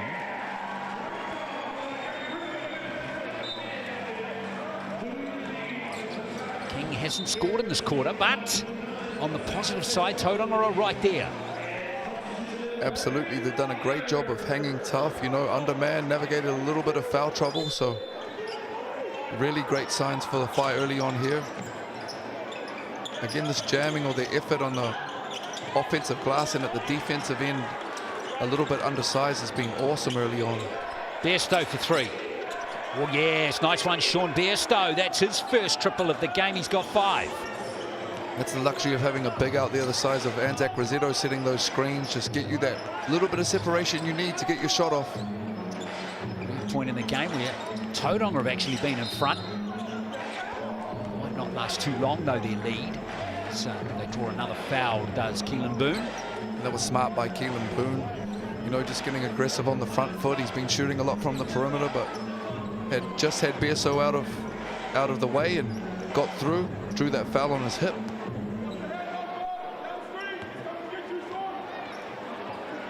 Asbury to inbound it. Again, no Johnny Helu or Alonzo Burden. While you're seeing the likes of Quake Webster get some minutes in a real big game. Great D by Jaden Bazant, and Bairstow there just walling up on Keelan Boone. They'll be rewarded with an extra possession. Down on troops as well.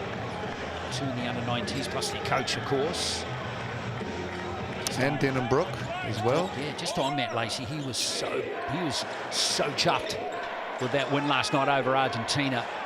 I bet, man, and good on him. You know, he's a lifer. Matt used to play in this league. He used to play to a high level. And then big hit there by Keelan Boone, keeping him in it. But yeah, to coach all the way through the age groups and then make it onto the international stage and knock over Argentina, man, I'd be chuffed as well. Stick your chest out.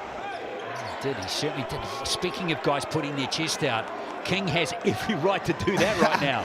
Well, it seems like every time Keelan Boone hits a 3, Mojave is like, all right, man, I got to keep this thing close, and comes down and answers. He's getting a rebound this time. Off he goes, really upping the pace, and there's a little reach in there by Quake Webster. So there's another foul conceded by the Sharks. Playing with a great pace right now, the Whai. Again, for a slightly undersized team at this level, they're doing a great job of playing with pace and pushing and sharing the basketball. Cruz Hunt checking back in after a quick blow here. 7 points there for Cruz Hunt. And quick inbound play, and there's well defended that time by Braden Inga. Got lucky on the recovery there, just a little bit sloppy on these baseline out of bounds defensively. Seen Tukaha Cooper get a dunk off one earlier. Just got to be a bit more switched on. Oh, that was a good pass again. Is just the execution, just those little 1% is not quite there for the Sharks in the second quarter. You're right, Glenn, and those ones sometimes they're hard to make from the point of the screen. It's the one more pass that has to lead to, you know, the pass into the mismatch. Just trying to force that from the point of attack there a couple times and turning the ball over again for the Sharks. King, and he gets another three. Mojave King, that is his 5th three-pointer. He's got 21 points. This is Tauranga's biggest lead of the game, and there's a foul from Rossetto, his 3rd. And no doubt he'll ride the pine for the rest of the quarter. We thought they caught a charge there, but he'll have to go sit down, unfortunately. Anzac, like you said, Glenn, that's his 3rd.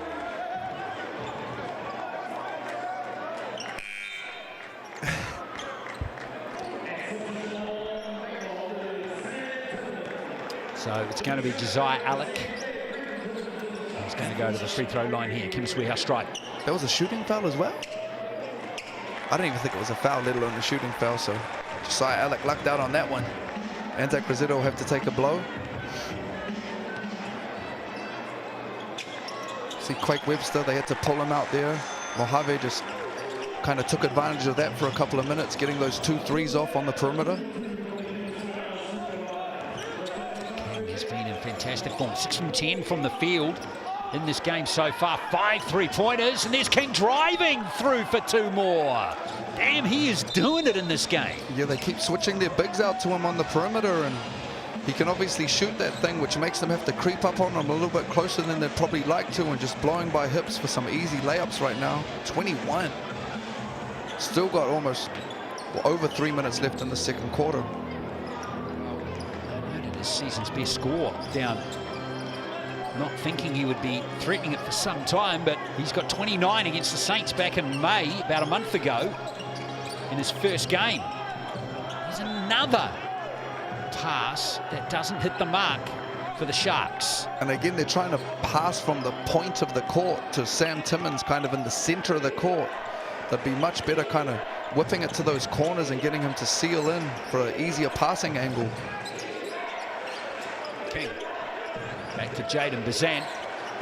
Oh, Bazant, he had space there, but just lost the handle, and here comes the Sharks looking to capitalise on that turnover.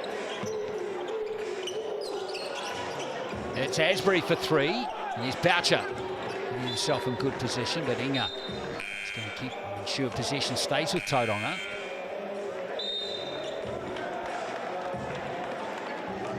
Timeout's been called on the floor, so Tauranga up by 4.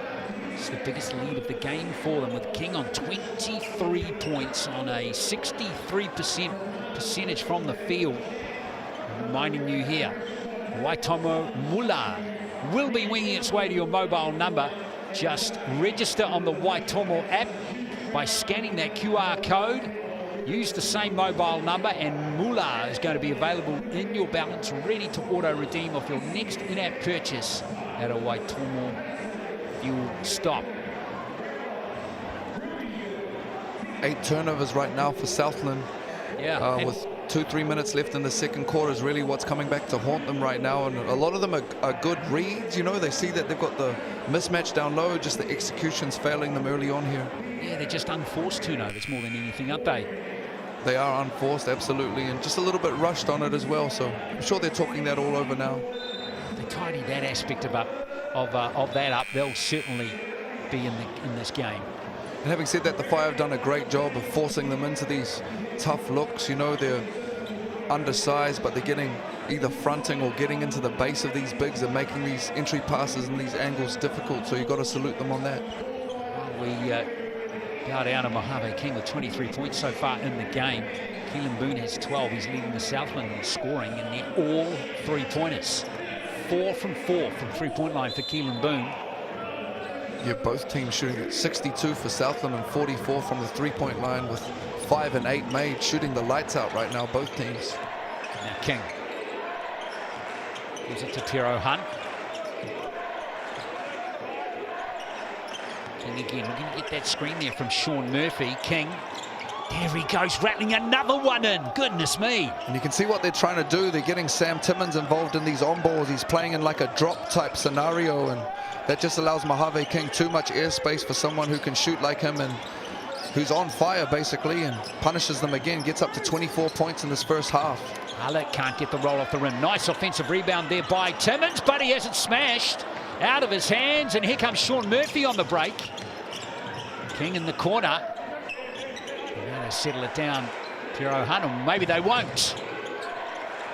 Alec with the rebound for Southland. Again, just great battle at both ends from the 5. Get that pass spot on, but then Timmins can't convert. Here comes King again. Tauranga outscoring Southland 22-11 in this quarter. And that's just been lost out of court by Mojave King.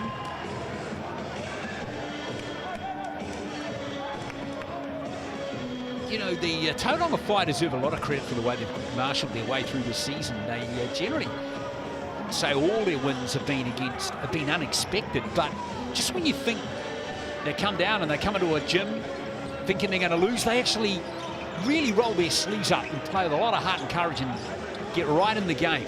Absolutely. Exactly what's happening here. Alec rattles in a 3, much needed for Southland. They were in a zone in that position, the 5, and big man Josiah Alec just stepped out to the corner for that corner 3, and he was pretty excited about that one.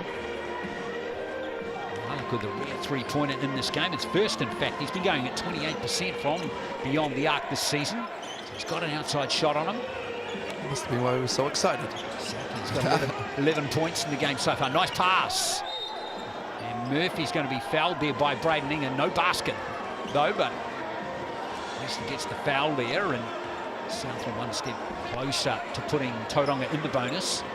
Again, if you're watching at home, when Sam Timmins is involved in these two-man interactions or on-ball screens, he's playing in a drops or kind of sinking back, and that's allowing these guards to get some of these looks they're getting from the perimeter here and being aggressive. Boucher to King. Murphy. Sean Murphy lights it up. And Sean can definitely shoot all the way from his Rosmini days, and went across the States as well and played a little bit, and he's back home now, but great hit from him to put them up 7 right now. The Whai timeout, Coach Young. 10 3-pointers in the first half for the Whai. 6 of them from King. And 1 each from Bazant, Bairstow, Pero Hunt, and now Murphy. You can say all you want about all of that, but when you're hitting 10 threes at that clip, they're going to be tough to beat, and they've also got 9 assists. Both teams doing a great job of sharing the basketball right now.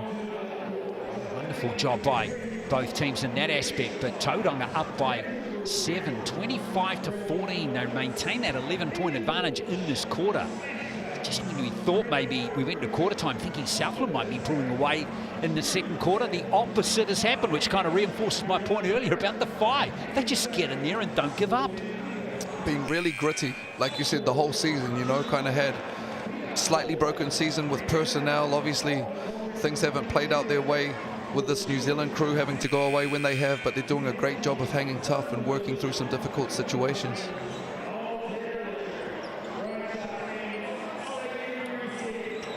I thought when you're a mascot, you weren't able to see who was actually the mascot.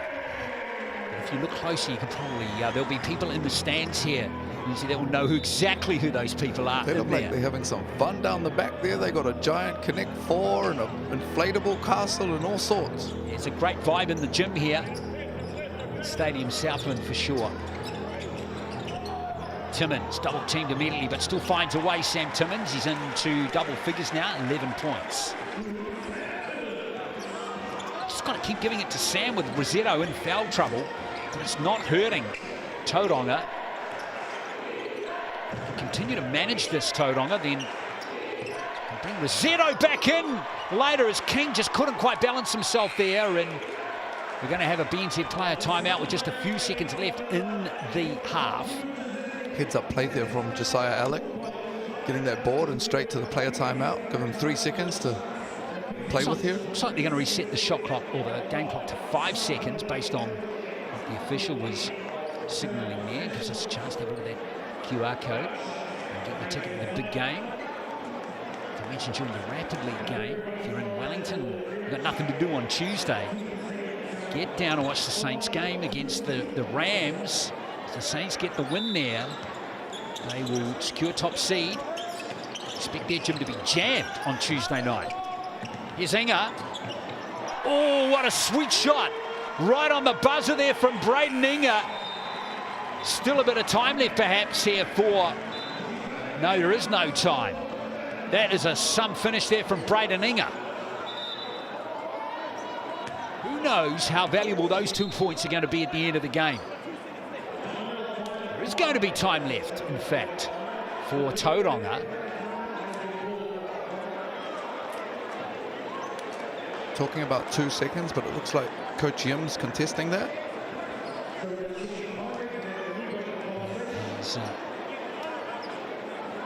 Generally a referee in any sport, once they've made their mind up, it's very difficult to change their mind. Generally the only person who's going to change the official's mind is another official, not a player. You're right, or if you're in a league we can go upstairs, but exactly. I'm kind of glad that we don't have that right here, because, you know, part of the game is still human error, and you could go back and analyze pretty much every single play in the game of sport, and that's what it is, you know. These 3 brothers here probably they have the toughest job out there. They have to, you know, make a call on the fly about what's going on and live with it, so good on them, man. Can't play without them. 100%. Unless you want to call your own fouls, and that would be catastrophic. That would be a long afternoon of basketball, if it would be called basketball at all. Oh, man. Don't worry. He's playing some of these pickup games where it's call your own fouls, and it just turns into, like, who's the best trash talker. I reckon you could hold your own in the court on that respect. Pretty good, man. Yeah, for sure. We can talk a good game. Me, man. Let's see what Tauranga can do here. So BNZ player timeout now called by the FI. Was that the rare timeout into the player timeout? It was. We're not supposed to do that.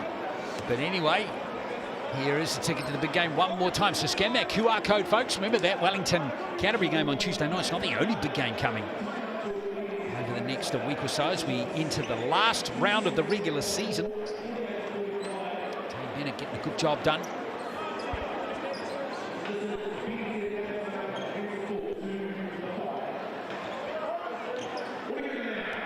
Of Matt Lacey. So let's see what the FI can do here. These last 2 seconds. Where's Bazan? Where's King? King can't nail it. Still a wonderful quarter from him. 26 points in the first quarter for Mojave King. It's kept this team in the hunt, more than in the hunt. They've got the half-time lead, the FI. They're up by 3, outscoring Southland by 7 points in that second quarter. Score is the FI. 48, the Sharks 45.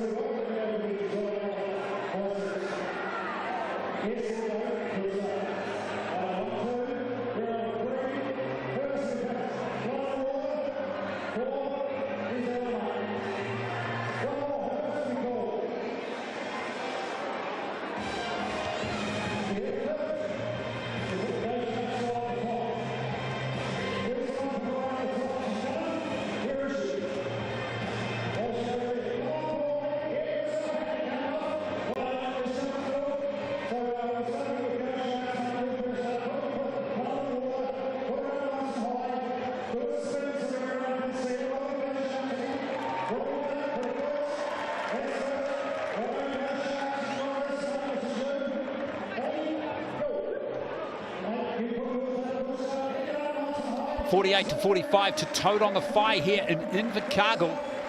Great job by the Whai to get in front after they trailed by 4 in the first quarter. And largely responsible for that is the outstanding scoring of Mojave King, who is on an absolute tear in this game. He's shooting the ball at 57%. And he's been deadly. 26 points in the first half. We celebrated Miles Gibson getting the season high score for the Jets yesterday. He got, what did he get, 37? 37 yesterday. Luther Muhammad had 36, and Mojave's already on his way with 26 here in the first half. Outstanding. Craig Moller was 9 for 11 from 3 in the game previous, Glenn. That's right. Not sure what he finished with, but lights out shooting tonight. The nightcap. Let's find out, actually, because King's on track here.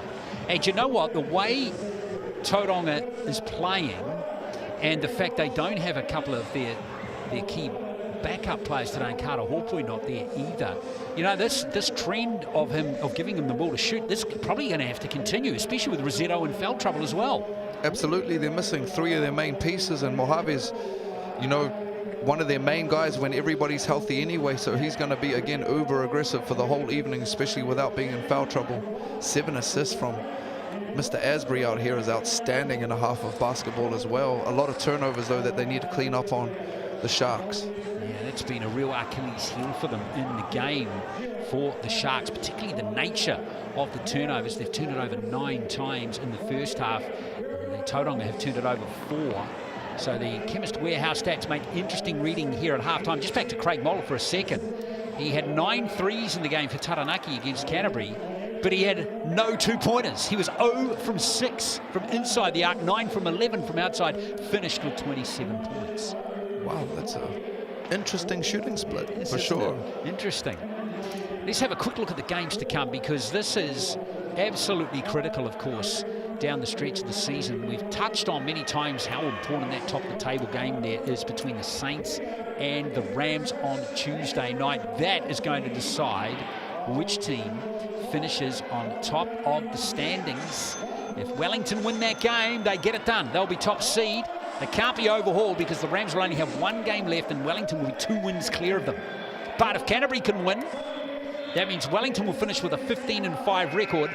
Canterbury will 15-4 going into their last game against the Bulls. So a lot at stake. And a lot at stake coming up in those other 3 games. Teams like the Jets, the Sharks and the Airs. The Airs looking pretty good after their win now over the Rams today. In fact, going down there 2 wins clear with 1 game to play. So they're probably safe to say they're there. It's just will they finish in 3rd or maybe 4th place? We'll see.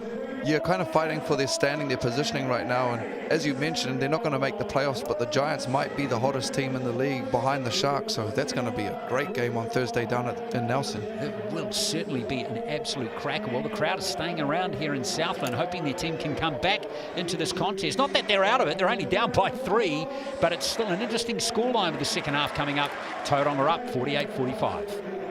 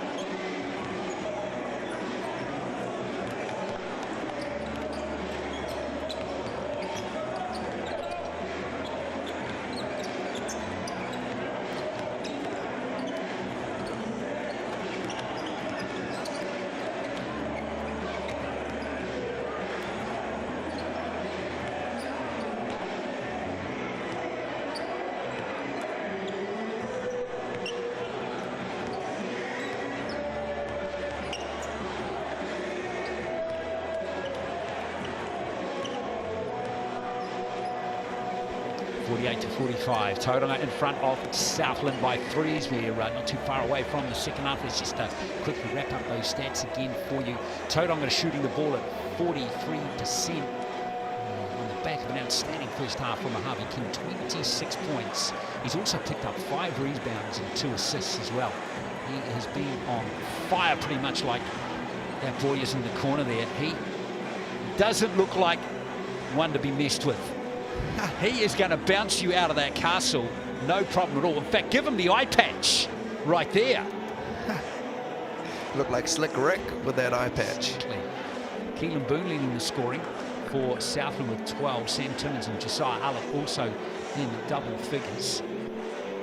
He touched on those turnovers, 9 turnovers, out turnovers 2-1 in favour of Southland, so they're going to tidy that up. But other than that, they played a pretty solid game in this first half. I don't think they should be getting too wound up about the nature of their play. No, right there. Right there, both teams kind of trading punches early on, but you have to say ascendancy would be to the Phi, not because they're up 3, but just on the road, undermanned, kind of the way that they're playing right now. The rhythm of the game is with them, and they did a great job of managing Anzac Rosetto's foul trouble early on in that game as well. But I would not be surprised if you see Southland come out here and swing the first punch early in the third quarter. Rosetto out there on 3 fouls. He's played just 8 minutes and 48 seconds in the first half.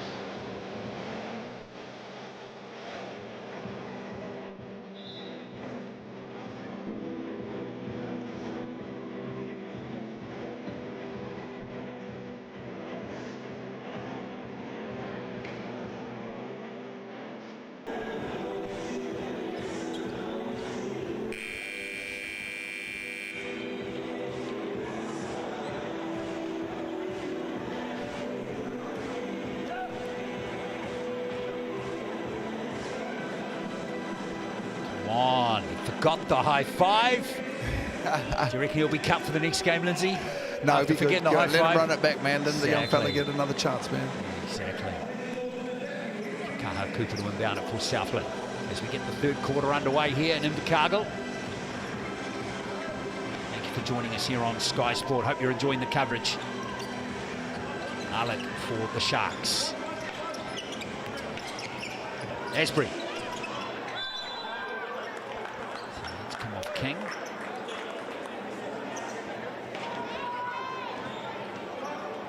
He's been quiet on the scoring front, very quiet in fact. He hasn't scored in the game. He's 0 from 3 from the field, but he's been shearing the ball beautifully like he always does with 7 assists. Timmins again. Timmins. Nice finish from Sam Timmins. Rosetto just rolled away. Fine gave Timmins that sniff.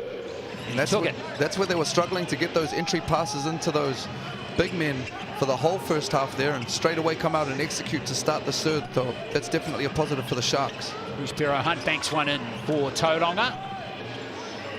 They keep their 3-point lead preserved. He has 9 points. Great little play there on the curl from Cruz, just getting deep in the paint and using that touch at the ring again to keep this lead for the Phi. Timmins doesn't want to engage Rosetto on that occasion. Shot clock down to 5 for Asbury, and we got a whistle, and it's an offensive foul. The ball incident there, it looked like it might have gone on Timmins. I think that was on the screen that kind of freed Asbury up for that drive there, just a little bit too aggressive, and offensive foul called. Timmins just a second foul. Here's King. That's been stolen by Timmins. Here comes the big fella. Boone for 3. This is his first miss from beyond the arc in the game. Great rebound and push by Bairstow. He's controlling the pace. Lovely pass. And now Murphy for 3. Boone with the rebound for Southland. I'd like to see Anzac put that one on or in the ring, you know, so big and deep there. Can kind of get those threes whenever we want. I think just a little aggressive there. And yes, a foul on him. So he picks up his second foul.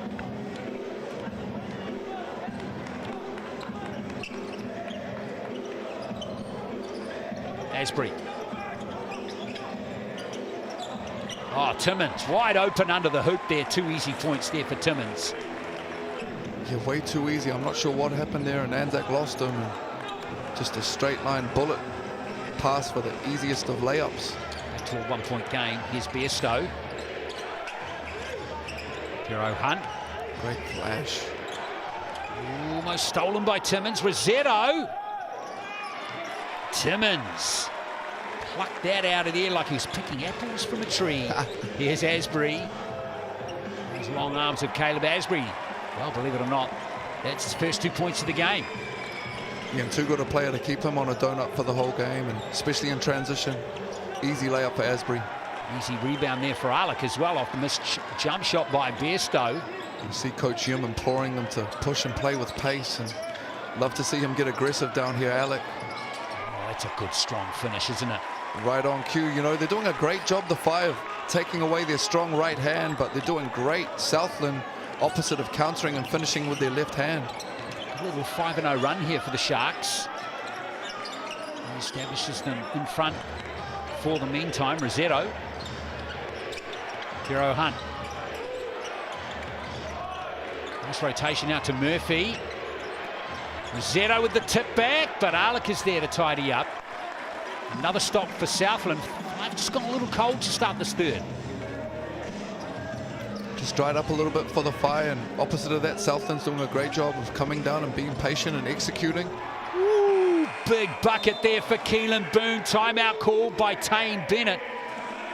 And I'm not surprised given that Southland were down by 3. Now they're up by 6.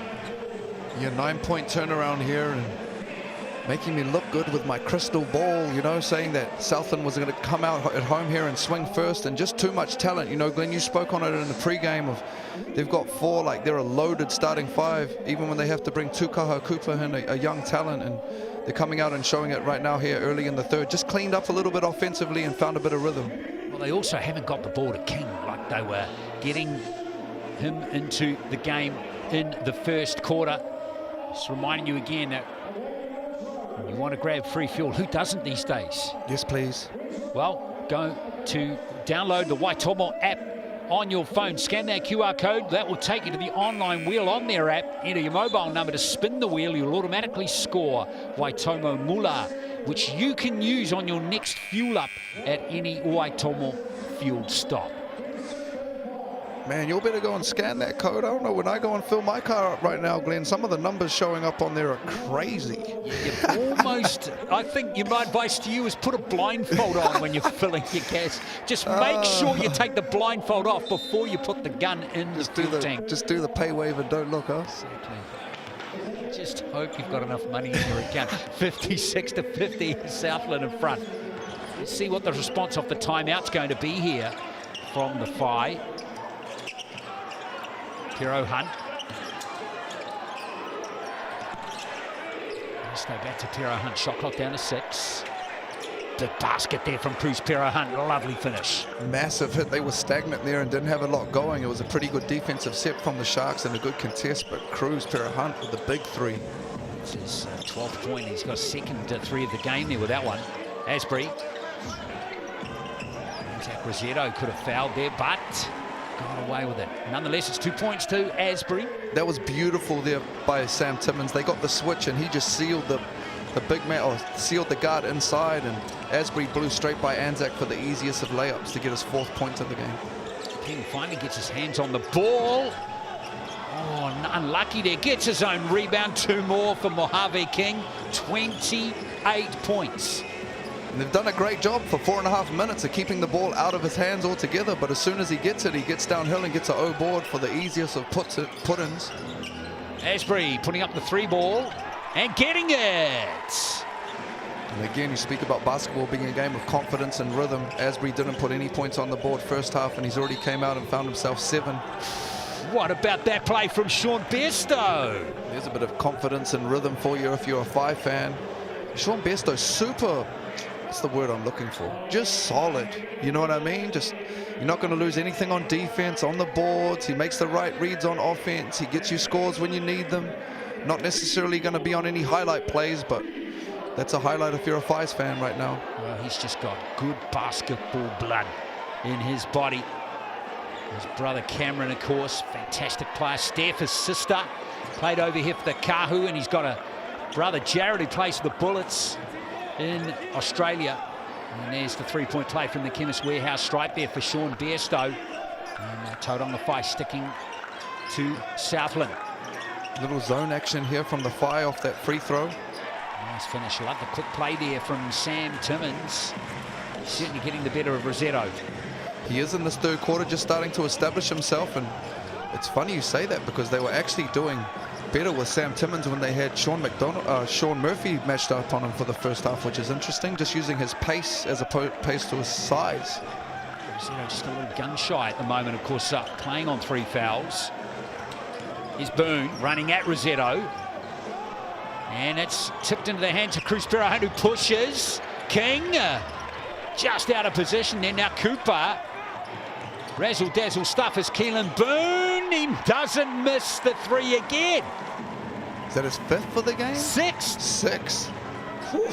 They need to run him off the line and see what he can do at the hoop, because he's lights out right now from the perimeter, just like Mojave. He's shooting the ball like that Taranaki player did earlier today. Holla. You're right. Keelan Boone hasn't got a 2-pointer in the game, but he's got 6 threes. Nice fake there from Rossetto. He's fouled and go to the line to shoot 2. Like that rewarded at the other end, had a great defensive effort and walling up and contesting, and then come down this end and get a couple free throws. And looks like Josiah Alec will have to go and sit down here after picking up that foul. It's his 3rd. So big position there from the Whai. Yeah, again, just when you think Southland are going to kick clear, Whai show their courage. Again, Anzac Rossetto at the line here. He's a 58% free throw shooter this season. Braden Ingle will check in for Josiah Alec, who just picked up his 3rd, and get some quality minutes here to end this 3rd quarter. Just under 4 minutes to play. Not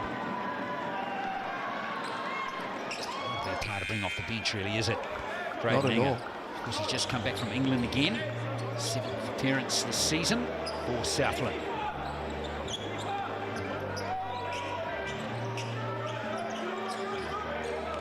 Four-point game. Rossetto, by the way, with those 2 free throws, has 6 points, and it's a foul against Southland. You see there, Will Ledger just, it was almost like he was going to set up the screen, but he just caught Bairstow clean across the jaw, and he'll get called for the foul. That'll push Southland into the bonus for the rest of the quarter. So every time they foul now, the Whai will go to the line and shoot a couple of free throws. For Tane Bennett, Alex Stojkovic to think about. Coaches of the Tauranga Whai in the absence of Matt Lacey. Yeah, Matt Lacey and Doug Courtney missing this evening, but Coach Bennett and also Coach Stojkovic have been around a long time in the trap, so they'll be super confident over there, the Whai outfit, with their coaching staff. The other thing too that's slightly awkward for Matt Lacey is he's over in Switzerland at the moment, 100% committed to the New Zealand under-19, but at the back of his mind he's thinking, actually, am I going to be coaching my team when I come back to New Zealand? I don't know. I'm really hopeful, you know, for Matt, that he has been able to just fully hand the reins over, you know what I mean, to his Whai coaches, which I know they've got a very close relationship and building this program together and trusting his players. I'm sure they've been aware of and building towards this the whole season, so that Matt can just fully concentrate on what he's going on at the World Champs. And Mojave King keeps chipping away. That'll get him to 30 points. Yes, that's those 2 free throws from the Chemist Warehouse straight there for King take him to a season's high score of 30 points, eclipsing the 29 that he got against the Saints about a month ago. There's a nice pass, and there's a foul on Ledger coming in from Bazan, I think. That was an outstanding pass, and kind of been on Sam about getting aggressive down there, but he was really patient there and found Will Ledger on the baseline cut. He also had Braden Inger on the skip weak side that they've been thrashing, so love that find. Confirmed the foul there on Jaden Bazan. Not offensively for him, just 3 points. Will Ledger rather at the line here. Because Josh might be watching on, his brother. Tuatara player. So Alec and Timmins right now, and Anzac Rosetto all with 3 fouls, the bigs for both teams. So something to watch coming down the stretch here. Only get 5 to play with, and then you're out. Little zone action here for Southland off the free throw. 4-point game for them. Here's Murphy. Nice. He created space for himself really well. Should have nailed that one. Sean Murphy disappointed not to grab the 2 there. Yeah, they won't get a better look against the zone. Just left the nail or the middle of the free throw line wide open there for Sean Murphy. Timmins. Here's Braden Inga. Into Timmins. Find. Yeah, that's lovely. Finished by Ledger. Bairstow just lost vision there on the corner, and Will Ledger with the corner cut. Great find from his opposite big, Sam Timmins, for the easy dunk. 6-point game. This is the biggest lead that's been for a while to either team. Santa wait for that 3, and now Asbury. They were still in that zone there, Southland, and it was effective, got the stop. Big possession here for the Phi. Biggest lead of the game has been 9, by the way, to the Sharks. Get caught on him. Oh boy, here's Keelan Boone again. 7 3-pointers now, 21 points in the game. Man, he gets any separation on the 3-point line now, and he's lights out. Great job on Southland finding him on that play to extend this lead. Still in this 2-3 zone. There goes King again. Oh, he rattles it in. No way. I see a 40 ball tonight. 33 for Mojave, keeping him close, keeping it a 2-possession game. Massive hit. 2 minutes left in this 3rd quarter. Lots of intrigue coming down the stretch of this game. You see here Sam trying to free up Boone, who's on a heater right now. Asbury. Sucker in Mojave King, and there's a foul coming in from Jaden Boucher. Of course, remember, Tauranga really need the victory here to stay alive, keep their playoff hopes alive in the Cells NBL. Got that 8-10 record. They're in 8th place. Speculation a few weeks ago that 9 wins was the magic number. Well, even that may not be enough, particularly if you've got a bad points percentage. Asbury going to the Chemist Warehouse stripe here. If they could steal one here on the road for the Phi, it would be massive on their quest to make the top 6. As opposed to that, you drop it, and it's a big week next week. Sure is. Playoffs start early. Exactly. If they haven't already. Aye. For the Phi. Asbury with those 2 free throws just stretches out that lead again to 8 points. Been a very good quarter for Southland. They were trailing by 3 at half-time. Outscored Tauranga by 9 in this quarter. Bazant, oh, he could have driven all the way there, but in the end, the reverse is sweet there from Jaden Boucher. Finally starting to find those seams in the zone. Got a little bit stuck on the perimeter there, east-west, and Bazant got north-south downhill, and easy layup for the Phi. Oh, navigation was good in the end, as Inga misses that one. I mentioned all 4 points of the compass there, which was impressive. Here's Bazant. You young ones out there don't know what a compass is. Look at it, you'll have one on your iPhone. Exactly, you don't need a compass anymore these days, man. Tells you which direction to go. Here's King again. They go for the board, and that's taken by Boone. Nice job by him. That's his 5th rebound. Good find. And they jump back to Boone again. Oh, he just can't miss. He can't miss from there. 8 3-pointers from 9 attempts. And he's not even dribbling right now. You know what I mean? If you're the Phi, you have to tag him as a hot man and make him do anything except shoot 3s. I don't care if he gets a dunk right now. Just don't let him get another 3. Well, King was wide open on this left flank here for another 3. If Boone gets a 3 here, I'm going to make a phone call. I'm not even going to ask who to. Here is Asbury. Going to soak up as much time as possible. This 9-point lead is as big as it's been in the game.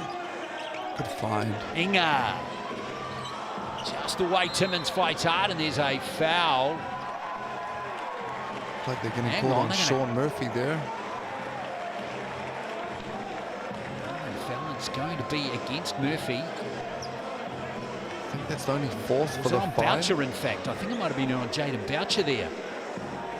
Them Bouchers are good at getting in them little sneaky ones in there. In the best way possible. One of the best teammates I've ever been around. He was. Oh. Timmins hard fall. There's King. Timmins got body slammed on that one. Landed on his shoulder blades. I think Coach Yim is in agreement. Might Dent on the floor there if you look closely. But it's been an excellent quarter for Southland. They've outscored the Five by 12 points in that one to take a 9-point lead into the fourth, 78-69.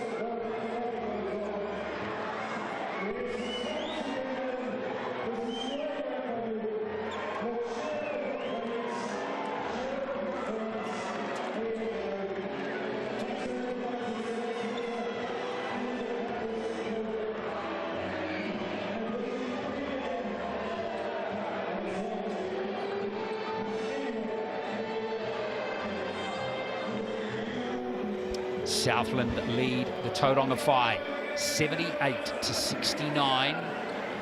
That is where we are. It's a 9-point game.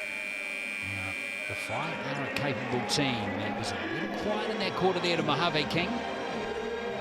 But he's still there with 1 quarter to play. He's on 33 points. Both teams lights out from the perimeter. The Whai 12 of 29, 41%. Wow. The Southland Sharks 11 for 16. Well, with Boone getting 8 of them. Asbury with 10 assists, 23 assists in 3 quarters for Southland. Outstanding ball movement. Zito short with that. Good shot. Another stop for the Sharks. Boone. Can't get a basket inside the 3-point line. Rossetto. Coach Yim trusting his bench here. Will Ledger and Braden Inga getting some big minutes here for the group. Sam Timmins looks like he'll be getting a quick blow, much needed. There's Alec. Inga again. Well, Boone gets in there. Rossetto. And that's an air ball, but it's going to be 2 anyway to Alex. A little untidy, but sometimes it doesn't matter how it goes in, it's if it goes in, and there's some action off the ball there. We got a technical foul.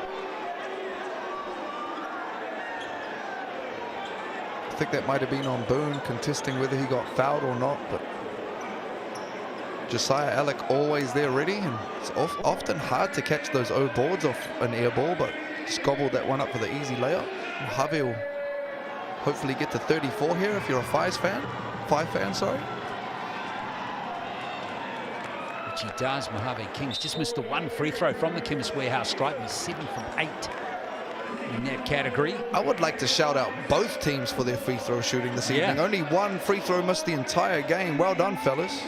Outstanding. I think earlier on in the season, I think we had 1 team into the 20s free throws, getting them all. I can't remember which team it was. So many games in the NBL nowadays. Here we are with Besto. Southland staying in this zone. It's been effective. It's ball rotation from the perimeter. Puro Hunt can't nail the 3, and there's Ledger again. Just dried up a little bit offensively for the Whai, so I'll say Southland will stay in this zone. Oh, nice reject. Cooper, that is. Here's Inga. Alec again, working on Rossetto. A couple strong bodies in there. Rossetto. Hey. Here comes Besto. Oh, the pass. Anticipated by Inga. Just telegraphed that one a little bit. game, it is. Biggest lead of the game's been 11. Favourite the Sharks, who have had a very good second half so far. Alec. Work on Rosetto. Rosetto wins the day again. Hero Hunt. Great push, great find. There goes Bairstow. He's short with that one. It's a good look if you're the 5. And like this here by Boone, just taking the air out of the ball. Time and score. Just get a good position here if you're the Sharks up 10. There's Cooper. Oh, beautiful move to Kaha Cooper. Just playing off that kind of slot on ball and straight downhill, no resistance, and that kind of drop defense for the easiest left-hand layup. 9 points for Tukaho Cooper. Asbury looking like he wants to come back into the game. Likewise, big Sam Timmins. Now here's King for 3. He's got another one, Mojave King. That's 8 3-pointers for him. 37 points. And that ties the season high single scoring record for the league that I believe was beaten last night by Miles Gibson of Manawatu Jets. I called that game. Mojave King, he's still got 7 minutes of game left to get a 50-piece tonight. It's inevitable, isn't it, surely? Well, I mean, if I'm him, I'm for sure getting up enough shots to get to 50, that's for sure. FGAs will not be a problem after this game. Exactly. Crazy that Mojave King's only got 18% of the vote in the MVP, mixandpick.com vote, but remember, his team is not winning the game. So Keegan Boone and Josiah Alec, who's got his fans out there, dominating the voting at the moment. Now this is Tukaha for Cooper. Mr. Asbury there, 0%. Yeah, He's I got know. 10 assists. It's crazy. So 2 free throws being dropped by Cooper. He's up to 11. And that's the margin.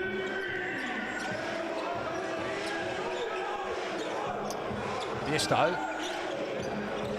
Zant. Just kind of playing hot potato on the perimeter right now. Love that right there, getting...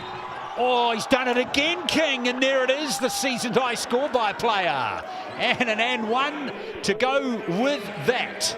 And this will get him to 40, you know, and again, that zone that Southland sitting in, they were just going, not to be the compass guy, but playing a lot east-west. As soon as they get downhill, north-south, it's effective for them, you know. Right there, had the dump off if he wanted it, but he's feeling it right now. So why not back yourself and one for Mojave King. First 40-piece of the season. Oh! Sorry to jinx you, my boy. We got plenty of time left, though. Asbury pushes. Why look like they'll counter with a little bit of zone action here as well. Asbury, Timmins. Great D by Anzac Rosetto, forcing him into that extended jump hook. Bairstow only just getting the rebound, though. It's great with the push off the rebound, Bairstow. Back to Bazan. Tauranga still down by 9.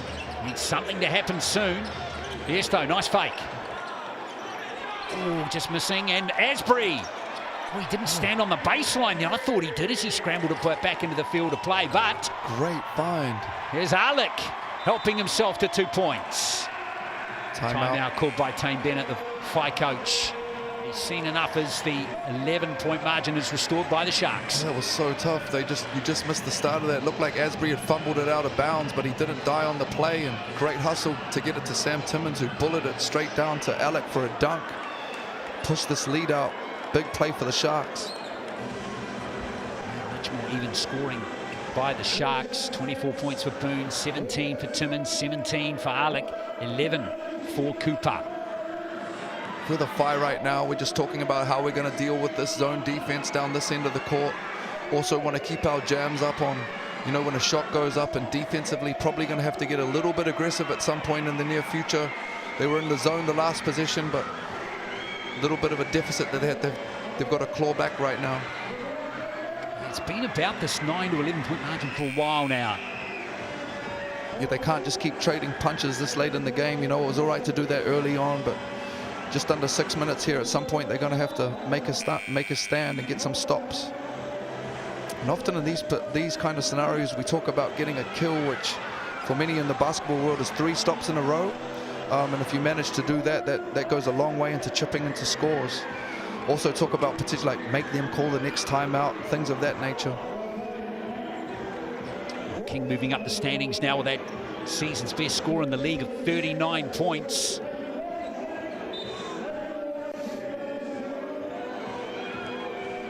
Response off the timeout, big here for Tauranga. Still in the zone here, the Sharks. Straight away you can see they're way more aggressive playing downhill, and they're rewarded with a couple of free throws. I like that. There wasn't really an offense there. You know, they were just aggressive to get to the paint, and they're going to get rewarded. It allows them to catch their breath. It puts foul pressure on the Sharks, and it allows us to get our defense set. So all wins if you're the Whai right now. Southland, one more foul, and they're in the penalty. Sean Bairstow goes to the line here for the Whai. And the opposite of that right now, the Whai have done a great job of managing their fouls, and they've only got one for the quarter. Bairstow is the customer to have at the Chemist Warehouse stripe right now. He's a 75% free throw shooter. So having said that, if I'm the Whai right now with this deficit 10, you know, just under 6 minutes left, and we've only got one foul, we're going to get more aggressive now. You know, I can start gambling a little bit more and getting after it defensively. Let's see if that happens, Lindsay. Look like they're still in a zone here, so relatively passive coverage. Cooper, nice find to Timmins. Oh, hard luck there for the Whai with a couple of players just getting each other's way there. Cruz Perrohan and Jaden Bazan. Asbury with those long arms. Great job by Caleb Asbury, just playing off 2 feet and giving himself the ability to counter there. Nice finish with the left. To 11 it goes. Now off the ball, we've got Rossetto picking up his 4th foul. Yeah, unfortunate, because they had a great little re-screen action there where they were awarded with the 3, but Anzac with his 4th foul. Well, Coach Bennett's got a roll of dice. Big fella out there. Mind you, they were quite effective without him. So it's a bit of a dilemma there for him. Yeah, you're right. And they're good right here. You know, with Murphy, they did not lose a lot at all. Or like you said, they were actually pretty effective with it. And he's done a great job of just positioning himself. But Josiah Alec is trying to put a nail into this coffin early here with that. That's another 3? Yeah, it was a 3, 20 points for Alec. That's just only the second one he's hit the whole year? It's the second one of the game. Okay. Yeah, I'm saying though, of the year though? No, I don't think so. I think he's hit others this year. 3 ball is just missed right there by, I think that was King that time, and now Alec. Great D by Cruz there. What about right about Bazant? That's a little unlucky there. It would be rare that Josiah Alec would have a head of steam towards a point guard and end up on the lane line. I think that has to do with Cruz's Samoan whakapapa there. Great D.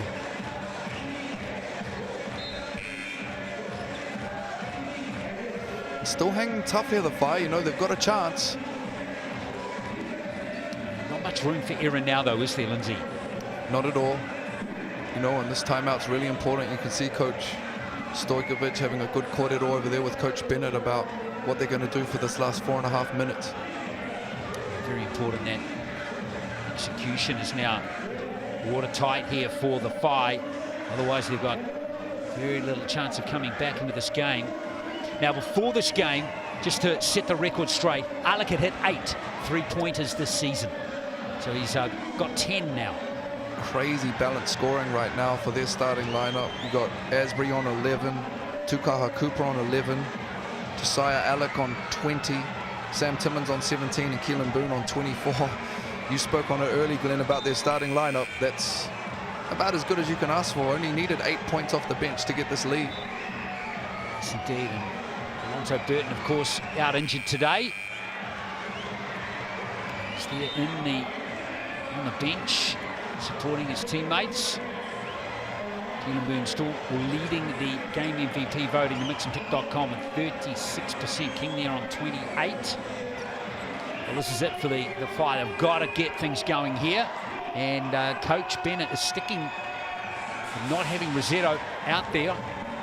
4 fouls, believes in the other 5 that are out there at the moment. King, Perot, Hunt, Bairstow, Murphy, and Bazan. Bit of small ball, bit of pace, oversized right now, and it's been effective for them, so see how it works out to finish this 4th. Oh, tough shot. It was a tough shot. Now there's some action again with the rebound, and it's going to go against the Whai. It's kind of the one thing you do give up, Glenn, if you don't have an Anzac out there, you know. You leave these, and they're battling their heart out right now. The Whai, you can't doubt that, but Sam's just too big, you know. It's a heavy, tall man that you're dealing with down there trying to get that basketball. Sean Murphy picked up that foul. It's his third of the game. And just real quick to circle back on Alonzo Burden, I'm pretty sure I seen the other day his father, Willie Burden, got his number put in the rafters at Hawke's Bay, and just have to acknowledge and shout him out, legend of the game, led the league in rebounding 1,000,000 times, so shout out to Willie Burden, man. Fine. One of the greats. Fine Tall Blacks player as well. Here is Asbury. Timmins. Oh, just right after that, we say we need Anzac Rossetto in the game, and he did a pretty good job there, but Timmins was better. Good D, better O. This is a very impressive second half performance by the Sharks. Got to give them a shout out. They were down by 3 at the half. Really kicked clear. No luck there for Bairstow. Just dried up a little bit this end offensively, the Whai, the last 2-3 minutes, right when they don't, the worst time possible, to be honest. Can't get King the ball, can they, as well? And that's stolen by Rossetto. Now, speaking of King, here he is. Pull up. King, no foul. And Alec has it. King still searching for that 40th point. Off the ball, Rossetto. In fact, no, the foul is going to go against Asbury. That's tough. I really like that play by Asbury. That was kind of like a, it was like a moving screen, but not really. You see it all the time. High level play, but like Marty Davidson caught him on that one, so Whai will get the position here. Well, this is it, really. They need this basket here. And they need some stops, and plenty of them at the other end of the court. King getting rid of Asbury. Pass. And now Pero Hunt for 3. Tip back, and that's come off. Alec has it. No, it's going to be Southland ball. Just running out of time here if you're the Whai. They need to get one of those kills we were talking about, get 3 stops in a row and start putting some heat on the ring at the other end of the court, or clock's going to run out on them.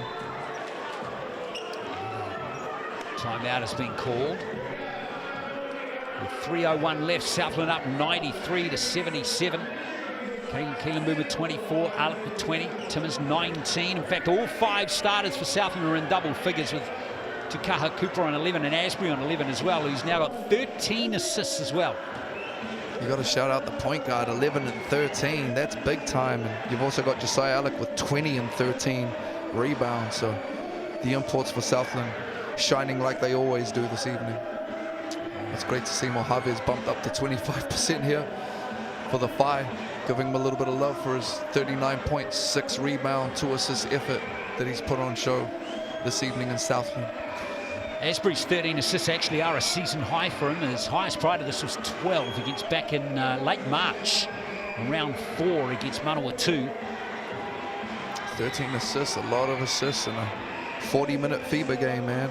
Well done, Asbury. League leader, I believe, or right up there in assists. And 125 assists before this game, so throw in another 13. It's an average of around 8 a game. Got me that assist trophy a couple times, Glenn. You know what I mean? I'm cool with him. I'd love to have his name on the trophy with me. That's totally fine. He's a baller, you know, so. Love getting that trophy, though, to be honest with you. You know what I mean? Like, sharing the basketball, I think, as a point guard, and you can see it with Mr. Asbury, is one of the beautiful things about the game. You know, I love being able to score, but setting a teammate up, there's nothing better. Here he is, Asbury. He said, I'm going to try to get me 14. Exactly, and why not soak up 10 to 15 seconds on the game clock doing it? Time and score, absolutely smart if you're the Sharks right now. Just killing clock. Ooh. There's the interception to steal, and here comes the Whai. Almost forced it that time, trying to get that 14th assist. And a player timeout called there. I think Bairstow was in a jam over there, so Benzie player timeout called by the Sharks. Probably by the Whai, rather. Not the usual time to call that, but like you said, looked like he might have been almost stumbling or about to lose position, so had to burn it. They've got no positions up their sleeve here, the Whai. It's a confident-looking Southland bench, isn't it? It is. It definitely is. Coach Wheeler there, you could see. A lifer for Southland, played many, many seasons down there. Battler. He was a battler too, wasn't he? Andrew Wheeler. Free ball from Hunt. Is it? Much needed from Cruz Pero Hunt. Massive hit, and they've got to extend here defensively, just like Mojave is doing, or the clock's going to run out on them if you're the Whai. They cannot be passive, got to be uber aggressive. 2 fouls to give to the Tauranga Whai. Yeah, could almost use one early, going for a steal. Cooper Don't leave Boone. Oh, there is the steal. Nice job by King. Surely he was fouled mid-court there, and he has been by Asbury. I don't know about that foul. Southland's in the bonus, so Mojave, they'll stop the clock again, and Mojave will get a couple free throws. So best case scenario, and he's got the chance to go over 40. Yeah, here it is. He missed that last free throw from the Chemist Warehouse stripe. Mojave King. Sorry there, Glenn. Looked like Southland didn't even know they were in the bonus there, which is really important at this stage of the game. We want to know how many team fouls we got and how many individual fouls players have got as well. So King for 40 points in the game, and there it is. The first player to get 40 points this season in a game. Salute, young fella.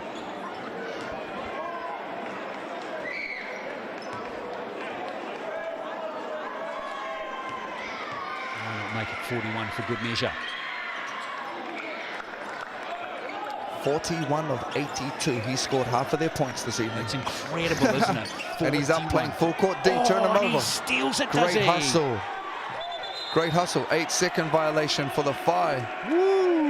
Big, big play from Mojave. So not only does he get to 41, he turns him over. Well, there's the kill that you were talking about. That's 3 stops in a row. Big, big play there from the Whai and Mojave King. And now can they get him the ball?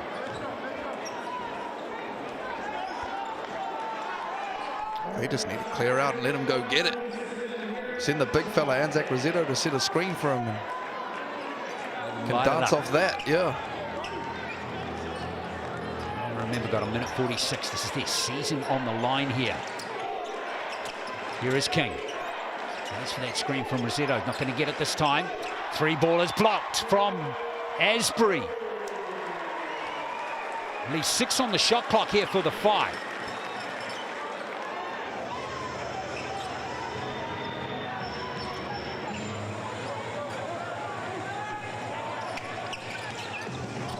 Here's King. It's offensive foul against Mojave King.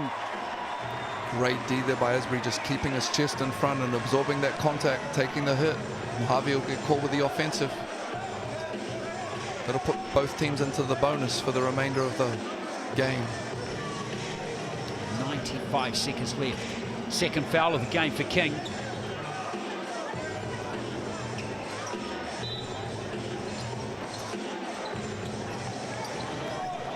Southland looking to shut this game down. Here's Alec. Boone still hasn't got a 2-pointer in the game. Smart by Boone there, could have forced it, but just taking a bit of time off the clock. The fadeaway sweep from Keelan Boone. He's got 26. That's his first 2-pointer of the game. I think that might be it for the Whai now. A little bit too late.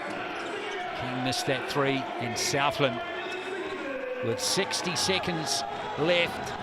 Well, it's been a brave effort from the Tauranga Whai this season. Typified by that steal by Rosetto.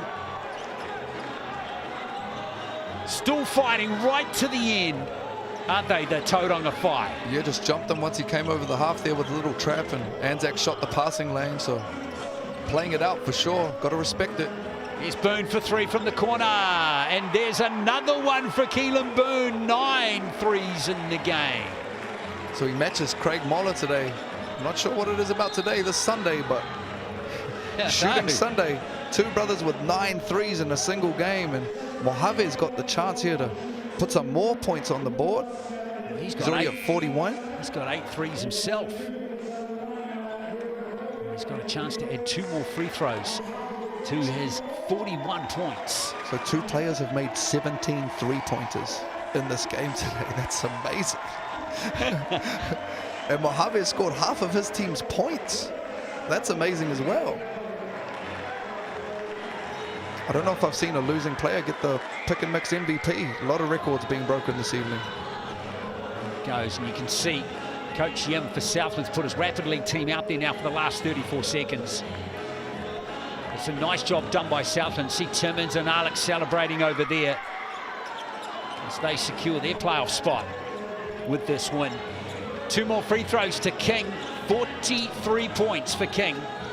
And not only a win for Southland, they protect home court and continue this winning streak and building rhythm, which is most important heading into the stretch end of the season in the playoffs. You want to be playing your best hoops. We've got 1 more game left to play, Southland, but they are looking good for a top 4 spot now. I'm with Cruz there. Craig Webster did a Euro step. Jump stop into a timeout there. I'm not sure if that's legal, but he'll get away with it.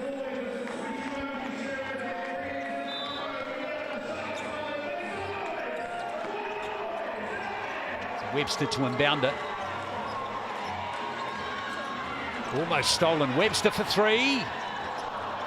Not going to bury it. Here's Collier.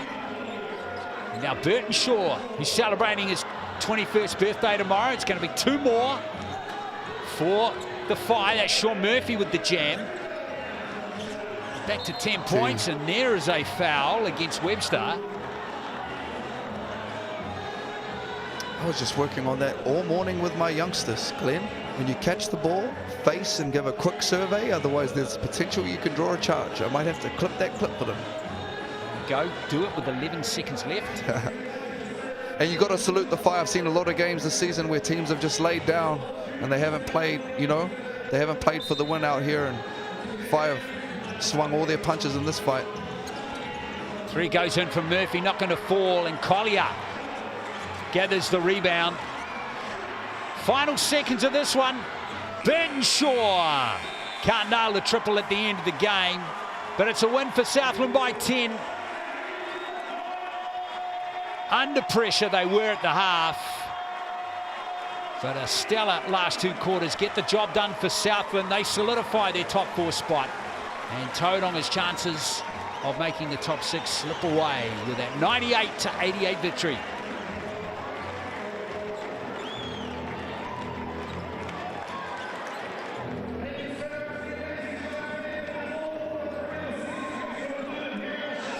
Good job done by the Southland Sharks. They're a tough team, and a couple of players sitting out injured today. Alto Burton being one of them. He comes back and starts firing on all cylinders. It's another jigsaw piece. It's just going to make them that a little bit harder to beat. Yes, scary proposition for the league right now. If you're watching the Southland Sharks kind of stuttering through the early part of the season, and they're just on an absolute heater to finish out the regular season right now. So awesome signs for them, but if you're the rest of the league, you're on alert right now. R&D, but boy, what a game they've got coming up in their last game this season. We're going to check out the draw in just a moment, the matches to come. But what about Mojave King? That 43 points, a season's high score for a player this season for any team.